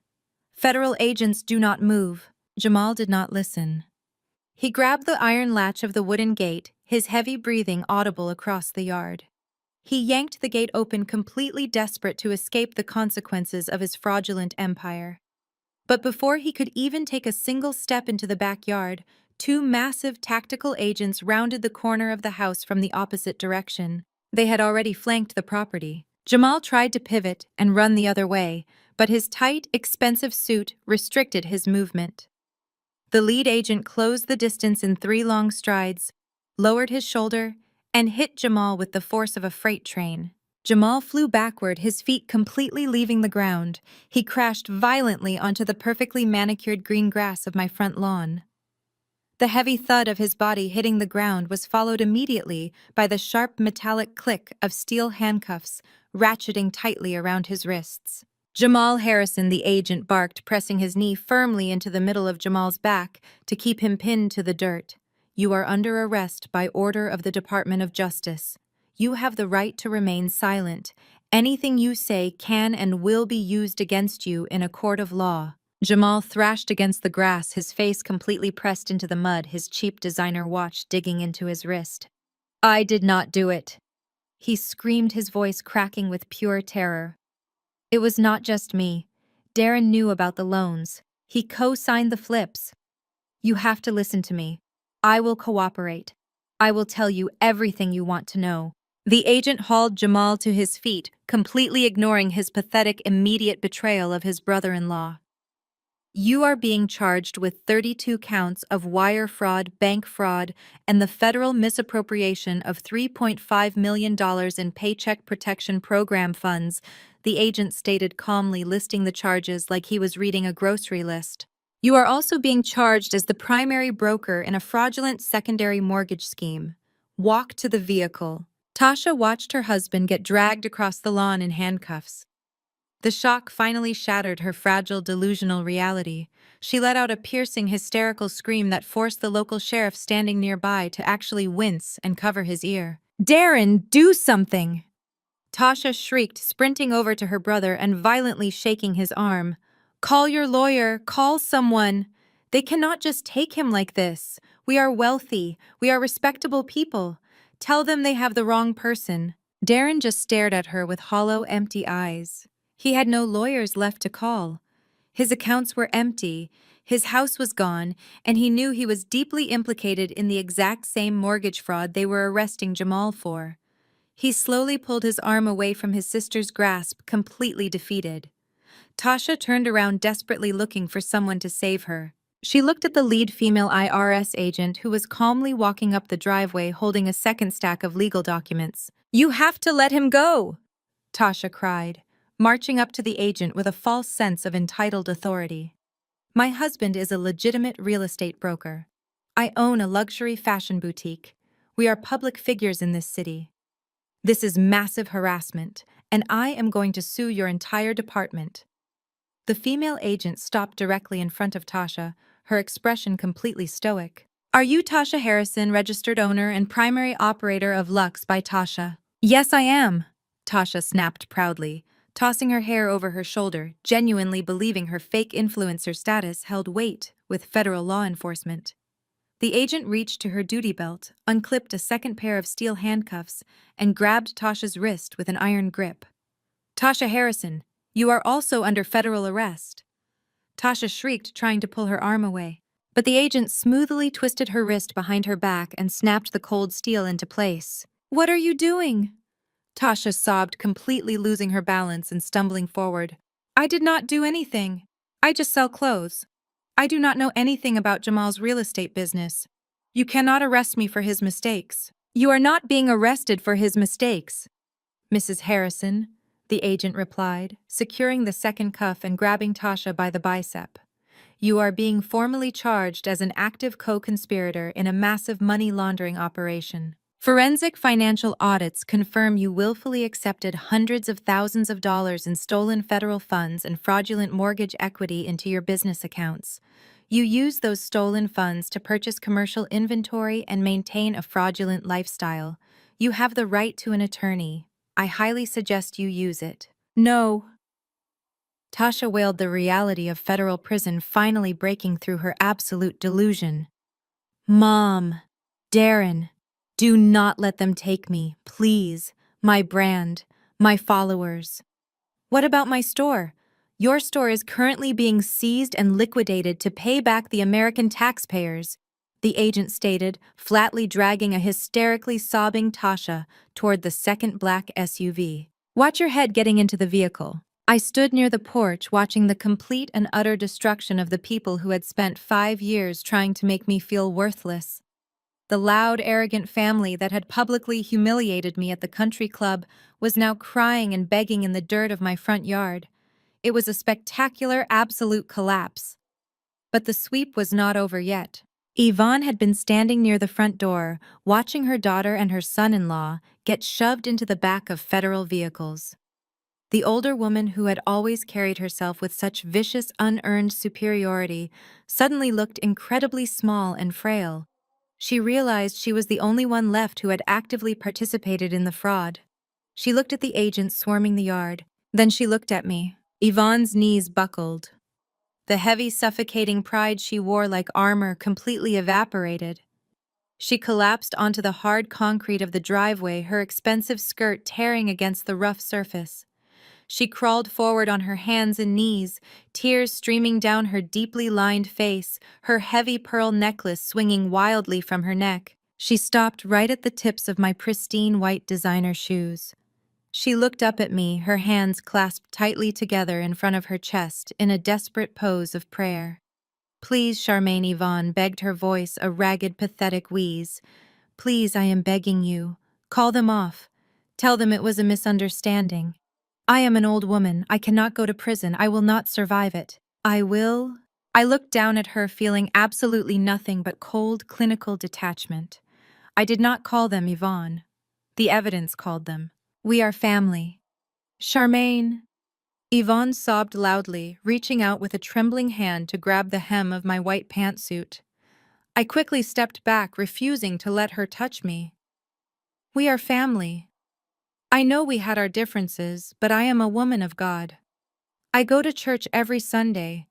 I sing in the choir. You know my heart. I only stamped those papers because Darren said it was an emergency. He said you agreed to it, but were just out of town. I was just trying to help my son. Please do not let them take my notary stamp.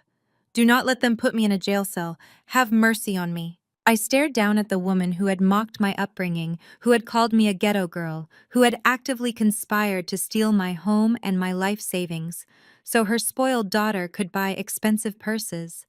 She was invoking religion and family. Only when she was finally backed into a corner, she could not bully her way out of.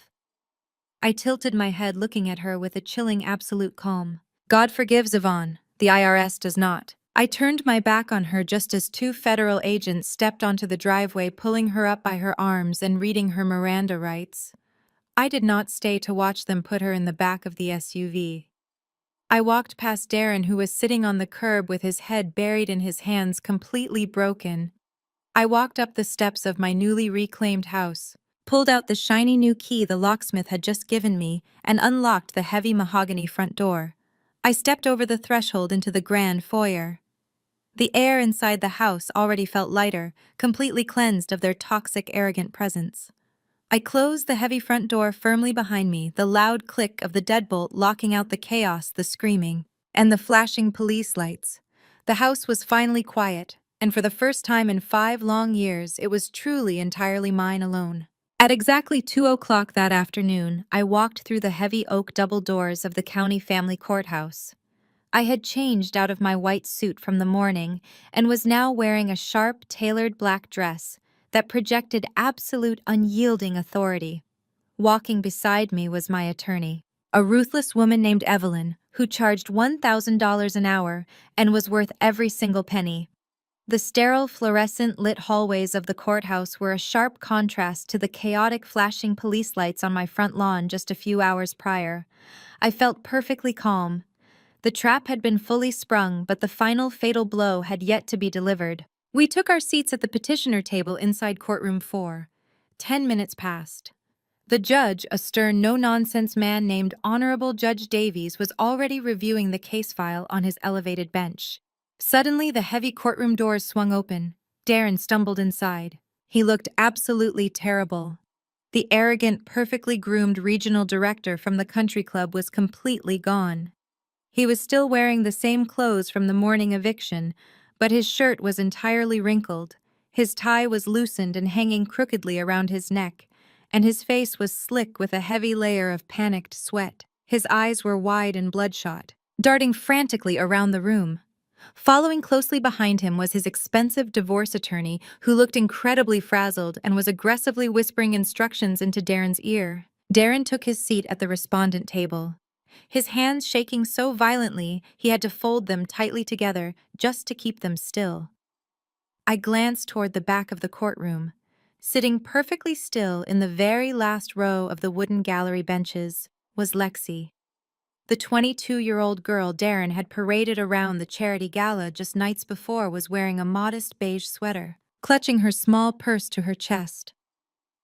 Darren had clearly brought her here as a twisted power move, wanting his new girlfriend to watch him completely destroy his estranged wife in court. He had expected to walk out of this room as a wealthy single man with a massive house and zero financial obligations. Judge Davies struck his wooden gavel once, the sharp crack echoing loudly in the quiet room. "Let us proceed," Judge Davies announced, his voice carrying a heavy, impatient weight. "We are here for the finalized asset division and expedited dissolution of marriage for the Brooks estate.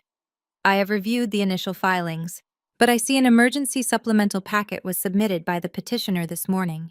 Darren's lawyer immediately jumped to his feet, adjusting his glasses nervously.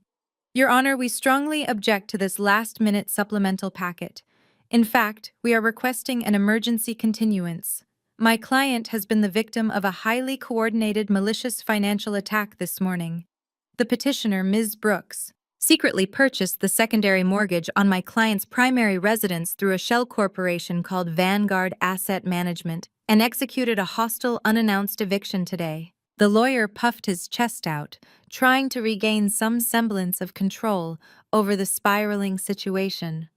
"Furthermore, Your Honor, since Ms. Brooks acquired this private equity firm and its subsequent assets during the legal timeframe of the marriage, we officially demand that Vanguard Asset Management be immediately classified as community property. My client is legally entitled to exactly 50% of that LLC, 50% of the foreclosed house, and permanent spousal support." I did not react. I simply turned my head and looked at Darren. He was staring at the judge with a desperate, pleading expression, genuinely believing his lawyer had just found a miraculous legal loophole that would save his life. Judge Davies slowly lowered his reading glasses down the bridge of his nose. He looked at Darren's lawyer with an expression of profound, unadulterated disbelief. "Counselor," Judge Davies said, his voice dropping to a dangerously quiet register, "did you actually read the supplemental packet that opposing counsel submitted to my clerk this morning before you stood up in my courtroom and made that demand?" Darren's lawyer swallowed hard, his confidence instantly wavering. "We have not had the opportunity to fully review the new documents, Your Honor. The events of this morning were highly chaotic." Judge Davies picked up a thick stack of papers from his desk. "Let me summarize it for you then. The packet contains certified, irrefutable evidence from the Federal Banking Registry. It proves that your client, Darren Brooks, took out a $500,000 secondary mortgage on the marital home exactly 3 months ago." The judge pulled out a single sheet of paper encased in a plastic sleeve. He held it up so everyone in the room could see the blue ink. "It also contains the official spousal consent form required for that massive loan." Judge Davies continued, his voice rising in volume and anger.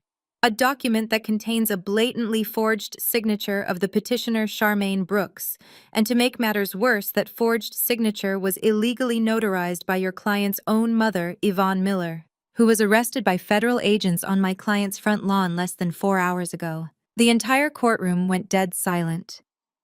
Darren let out a sharp, choked gasp, sinking so low in his wooden chair, he looked like he was trying to disappear into the floorboards. His lawyer stood completely frozen, his mouth hanging slightly open. He slowly turned his head to look at Darren, the realization hitting him that his own client had lied to him and dragged him blindly into a federal criminal conspiracy. "You want to claim half of her LLC?" Judge Davies asked, his tone dripping with absolute disgust. "Your client committed egregious premeditated federal wire fraud to deliberately siphon $500,000 of equity out of the marital estate without his wife's knowledge. He used a forged document to hide marital assets and fund a third-party commercial business. In the state of family law, we call that the malicious dissipation of marital assets." The judge slammed the papers back down onto his heavy wooden desk. When a spouse commits deliberate financial fraud to hide, steal, or destroy marital property, they completely forfeit their right to an equitable 50-50 split of the remaining estate. The court's primary duty in this scenario is absolute restitution for the victim. Judge Davies picked up his pen. His eyes locked furiously onto Darren. "Mr. Brooks, you came into this courtroom demanding everything. You demanded the house, the cars, and the complete financial ruin of your wife. Instead, I am ruling in full favor of the petitioner. Due to your documented financial crimes, I am awarding 100% of the remaining marital assets directly to Charmaine Brooks." Darren shot up from his chair, his hands slamming onto the table. "No, you cannot do that. That is my money. I worked for that." "Sit down and shut your mouth. Mr. Brooks, or I will hold you in criminal contempt and have the bailiff put you in handcuffs right now," Judge Davies roared, pointing a furious finger at him. "I am awarding her all the liquid cash in your joint accounts. I am awarding her full ownership of both luxury vehicles. And I am issuing a qualified domestic relations order, transferring 100% of your entire corporate retirement portfolio, your 401k, and your stock options directly to your wife, to compensate for the $500,000 you stole from her equity." Darren fell backward into his chair, his breathing rapid and shallow. The judge was completely stripping him down to the bone. "You are leaving this marriage with absolutely nothing but the clothes on your back and the fraudulent debt you illegally acquired," Judge Davies finalized, his voice ringing with absolute finality.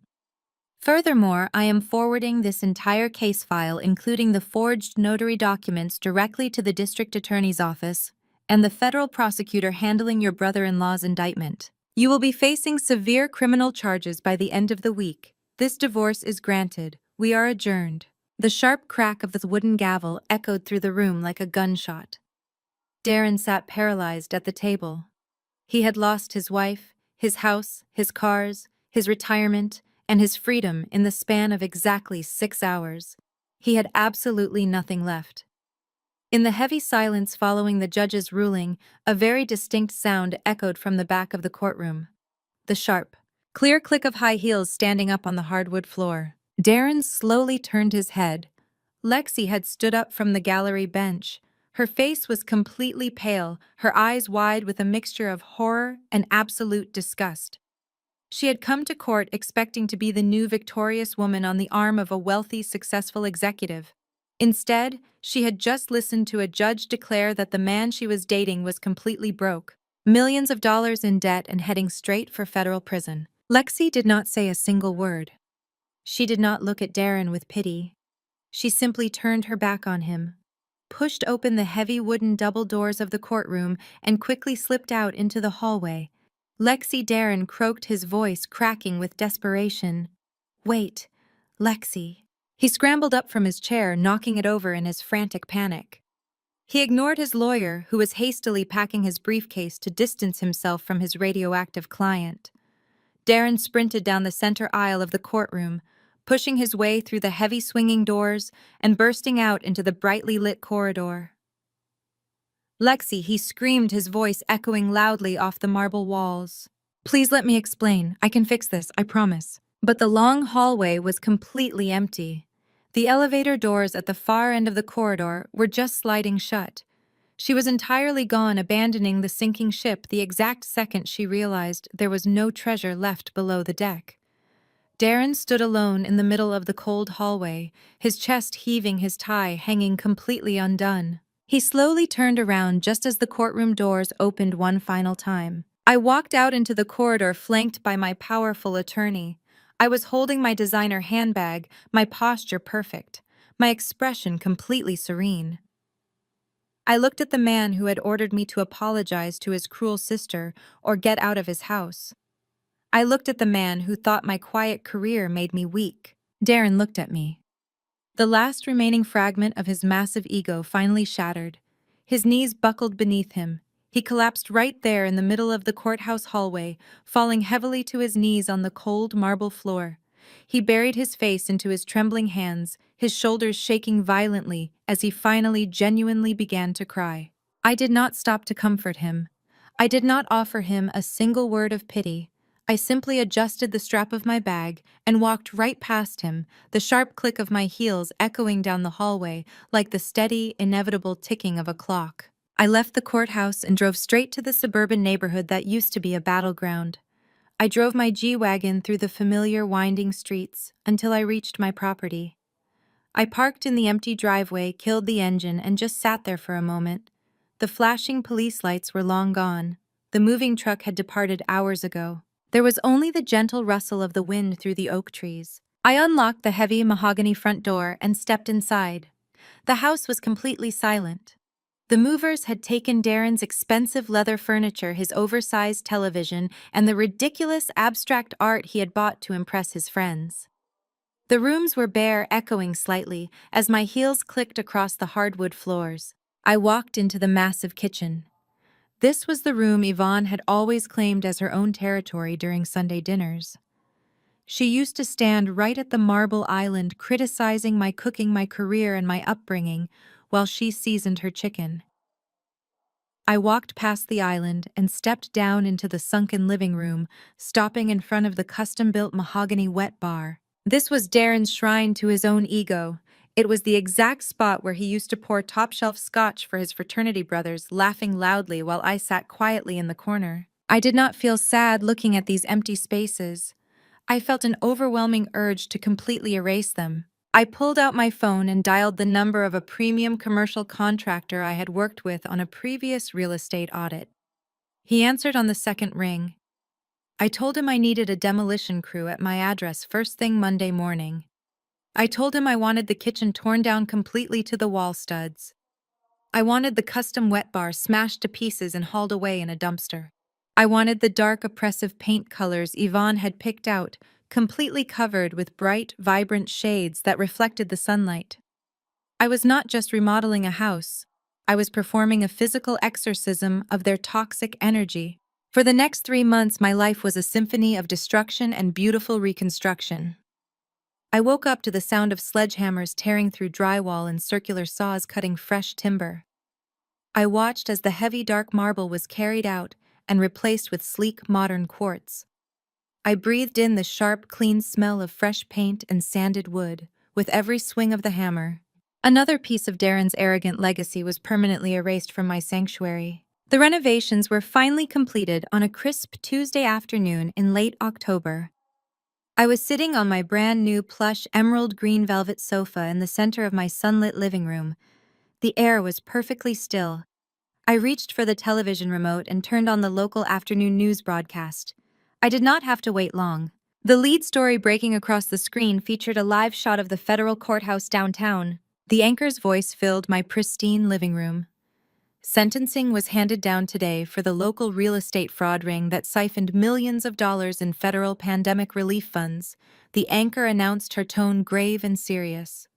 The screen flashed to a courtroom sketch and then to actual footage of the defendants being led out of the courthouse in handcuffs. Jamal Harrison, the primary architect of the massive wire fraud and money laundering scheme, was sentenced to 10 years in a maximum security federal penitentiary without the possibility of early parole, the anchor reported. Jamal looked absolutely unrecognizable in the footage.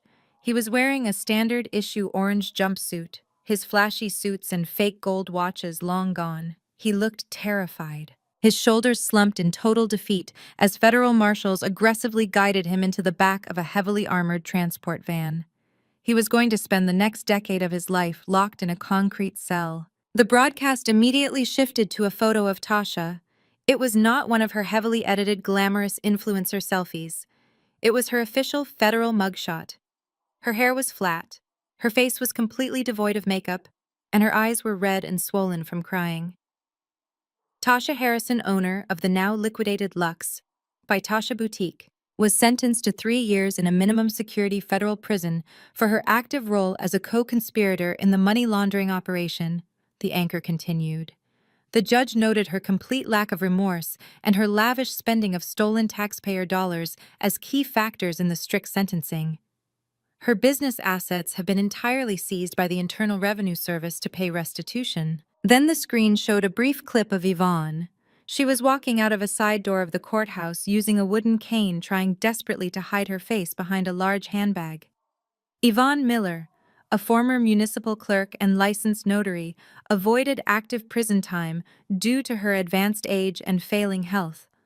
However, she has been placed on strict federal house arrest for the next 5 years.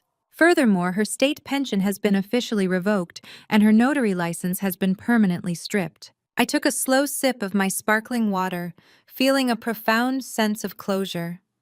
Yvonne had lost the only things she truly cared about. Her prestigious standing in her church community was completely obliterated. She was a disgraced convicted felon trapped inside her own home, stripped of her financial security and her false sense of moral superiority. The news broadcast did not mention Darren. His crimes regarding the forged residential mortgage were being handled quietly in a separate state prosecution wrapped up in the massive restitution orders from our divorce. But I knew exactly where Darren was because my legal team was actively garnishing his wages. Darren had lost his high-paying regional director job the very same day the federal subpoena hit the news. Corporate companies do not keep executives who are actively under investigation for fraud. With his assets stripped by the divorce judge and a massive legal debt hanging over his head to keep himself out of a prison cell, Darren was forced to take the only job that would hire him with a pending criminal record. The man who used to wear tailored tuxedos and brag about his wealth at country clubs was currently standing behind a plastic counter at the regional airport. He was working the graveyard shift at a budget car rental desk. He wore a cheap polyester uniform shirt with a name tag, dealing with angry travelers at 3 in the morning. And because of the judge's strict restitution order, exactly 60% of his meager paycheck was automatically legally transferred into my bank account every single Friday. I turned off the television. The silence in my beautiful sunlit living room was absolute perfection.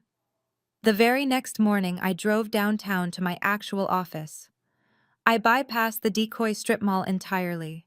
I parked in the secure underground garage of the glass skyscraper and took the private elevator up to the 45th floor. I walked into the lobby and the receptionist immediately smiled and told me that Richard Sterling was waiting for me. I walked down the long carpeted hallway and stepped into the managing partner's massive office. Richard was standing by his floor-to-ceiling window looking out over the sprawling city. He turned around when I entered, a rare, genuine smile crossing his stern face. "Have a seat." "Charmaine," he said, gesturing to the leather chair opposite his desk. I sat down, crossing my legs elegantly. "I watched the news yesterday," I said smoothly. "The federal prosecutors secured maximum sentencing across the board. The financial web was completely dismantled." Richard nodded, sitting down and resting his elbows on his desk. "Yes, they did. And the lead prosecutor personally called me this morning to commend the absolute flawless precision of your forensic audit. You handed them a bulletproof case on a silver platter. You tracked every single stolen dollar through a dozen shell companies and offshore accounts without missing a single decimal point. It was brilliant work." "Thank you, Richard," I replied, keeping my tone perfectly professional. "But that is not why I called you in here today," Richard continued, his eyes locking onto mine with intense focus.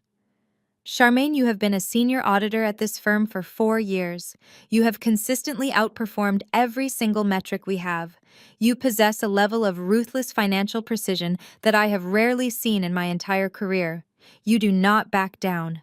And you do not let emotion cloud your judgment." Richard reached into his desk drawer and pulled out a thick, leather-bound folder. He slid it across the polished mahogany wood until it rested right in front of me. The executive board convened late last night, Richard said, his voice dropping to a serious, respectful register. We are officially offering you a position as a junior partner at the firm. You will have your own dedicated team of forensic analysts, profit-sharing equity in the corporation, and complete autonomy over which federal cases you choose to accept. I looked down at the leather folder. A partnership.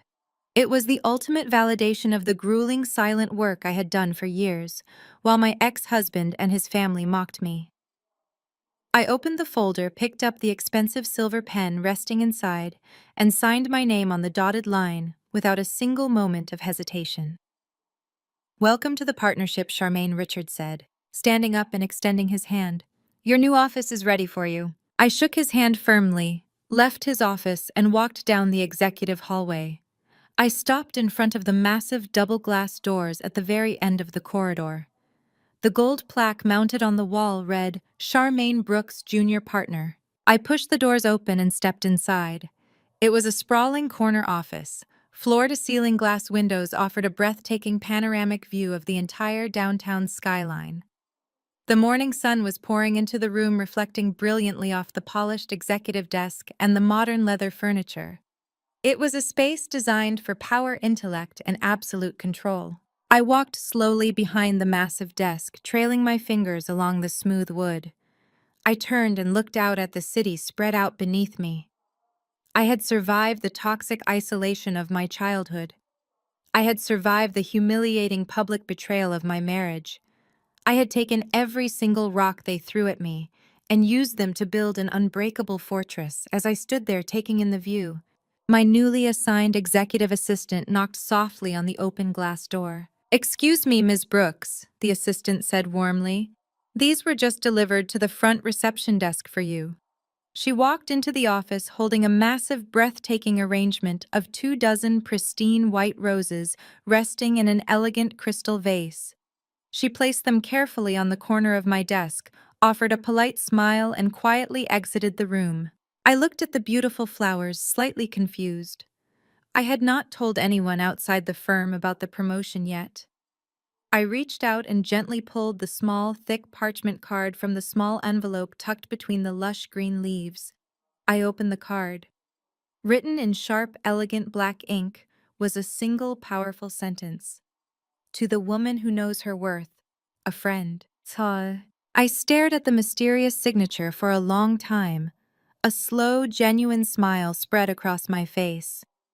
I did not know exactly who had sent the roses, but as I looked out over the skyline from my corner office, I knew one thing with absolute, unshakable certainty. The heavy, suffocating dead weight of the past was permanently gone. My new, elevated life had just begun. And the view from the top was absolutely spectacular. Exactly 1 year passed since the night my life shattered and rebuilt itself into an empire. It was the exact anniversary of the disastrous party that ended my marriage. I found myself standing once again beneath the towering white columns of the Oak Ridge Country Club. But the circumstances of this evening were vastly different from the nightmare of the previous year. I was not there as a neglected wife trying to maintain the fragile illusion of a perfect suburban family. I was not wearing a white silk dress waiting to be ruined. Tonight, I was wearing a stunning custom-tailored crimson gown that commanded the absolute attention of every single person in the room. The firm had rented out the entire country club, not just the grand ballroom, but the entire sprawling estate, closing it down to the general public for a private corporate event. They were hosting a massive celebration in honor of my official induction as a junior partner. Hundreds of elite financial professionals, federal prosecutors, and corporate executives filled the venue. The same jazz band that had abruptly stopped playing when Tasha threw her wine on me was now playing a vibrant, triumphant melody in the corner. Richard Sterling stood at the center of the room, raising a crystal flute of expensive champagne to give a glowing toast in my honor. He spoke about my relentless dedication, my unmatched forensic precision, and the massive federal fraud rings I had successfully dismantled over the past year. The crowd erupted into thunderous applause. I smiled, raising my glass in return. I looked around the opulent room, taking in the glittering chandeliers and the faces of people who genuinely respected my intellect and my power. I had completely conquered the very space where I was once humiliated. By midnight, the celebration began to gracefully wind down. I said my final goodbyes to my colleagues, thanking them for their unwavering support, and began making my way toward the exit. I walked out through the heavy oak double doors and stepped into the cool, crisp night air. The lingering scent of pine and expensive cigar smoke floated on the evening breeze. I walked down the grand marble steps and approached the softly lit valet stand. A few other executives were waiting for their luxury vehicles. I reached into my velvet clutch, pulled out my premium valet ticket, and handed it to the attendant behind the wooden podium. He nodded respectfully and signaled for one of the drivers waiting in the shadows near the parking lot entrance. A man stepped out from the darkness and began walking toward the podium to retrieve my keys. He was wearing the standard-issue uniform of the country club staff, a white collared shirt, black slacks, and a cheap, bright red polyester vest. As he stepped under the warm glow of the overhead awning lights, my breath caught slightly in my throat. I recognized the slope of his shoulders. I recognized the way he walked, though the arrogant, powerful stride he once possessed was completely gone. Now he moved with a slow, heavy exhaustion, dragging his feet against the pavement, like a man carrying an invisible, crushing weight. It was Darren. My ex-husband had fallen further than I could have ever imagined. The severe wage garnishments, the massive legal debts, and the lingering shadow of the federal investigation had completely stripped him of his former life. He had lost his corporate executive position. He had clearly lost the graveyard shift job at the budget car rental desk. Now he was working for minimum wage plus tips, fetching cars for the wealthy elite at the exact same exclusive country club where he used to proudly boast that he was a top-tier member. Darren walked up to the podium and reached out to take the ticket from the attendant. As he turned to look at the name on the slip, his eyes slowly trailed upward. He froze. The small laminated ticket slipped from his trembling fingers and fluttered to the concrete. We stood less than 3 feet apart. His face was pale and deeply lined with intense stress. The expensive, meticulously styled haircut he used to maintain was gone, replaced by a ragged, uneven cut. The cheap red polyester vest hung loosely on his frame, highlighting how much weight he had lost over the past 12 months. His eyes met mine, and I saw a level of profound, soul-crushing shame that defied description. He was completely broken. Darren did not say a single word. He could not. He simply lowered his head, staring at the tips of his scuffed black work shoes, completely unable to meet my gaze. He bent down, picked up the ticket with a shaking hand, and quickly walked away to retrieve my car. I waited patiently on the curb. A few minutes later, the deep, powerful purr of my brand-new custom-ordered Mercedes Maybach echoed through the driveway. Darren pulled the luxurious vehicle to a smooth stop right in front of me. He stepped out of the driver's seat, carefully leaving the door open for me. He stood rigidly at attention by the front fender, his head still bowed, completely humiliated by the reality of serving the woman he had tried to destroy. I walked up to the open door. I stopped right next to him. I reached into my clutch and pulled out a crisp, folded $100 bill. I held the money out to him. Darren slowly raised his head. His eyes were bright with unshed tears of pure defeat. He reached out with a trembling hand and took the bill. I looked him dead in the eye, my voice perfectly calm, steady, and devoid of any pity. "You told me to apologize or get out of your house, Darren. I didn't apologize. And as it turns out, it was my house all along." I did not wait for a response. I stepped into the back of the Maybach, pulling the heavy door shut behind me. I gave my private driver the signal, and the massive vehicle glided effortlessly away from the curb, leaving Darren standing alone under the harsh awning lights, clutching the tip I had just given him. As the country club faded into the darkness behind me, I leaned back against the plush leather seats and looked out at the passing city lights. They will call you difficult when you demand respect. They will call you a black sheep when you refuse to play by their toxic rules. But the greatest revenge isn't screaming back at them. The greatest revenge is letting their own arrogance dig their graves while you quietly buy the cemetery. Know your worth, ladies, and always, always check the receipts. The bright city lights blurred into a beautiful glowing streak across the tinted window as the car drove smoothly into the night. My new life was waiting for me, and it was entirely mine. The greatest lesson from this journey is that true power never needs to shout. When toxic people try to diminish your worth, the best response isn't a screaming match. It is quiet, calculated elevation. Never let anyone else control your financial narrative or dictate your value. Toxic individuals will often mistake your silence for weakness, completely unaware that it is the precise focus you need to build your own empire. Let them be loud in their ignorance while you quietly secure your future. The ultimate revenge is removing their access to your light and watching them stumble in the dark. Hit the like button and subscribe if you are ready to claim your worth and let your success do all the talking.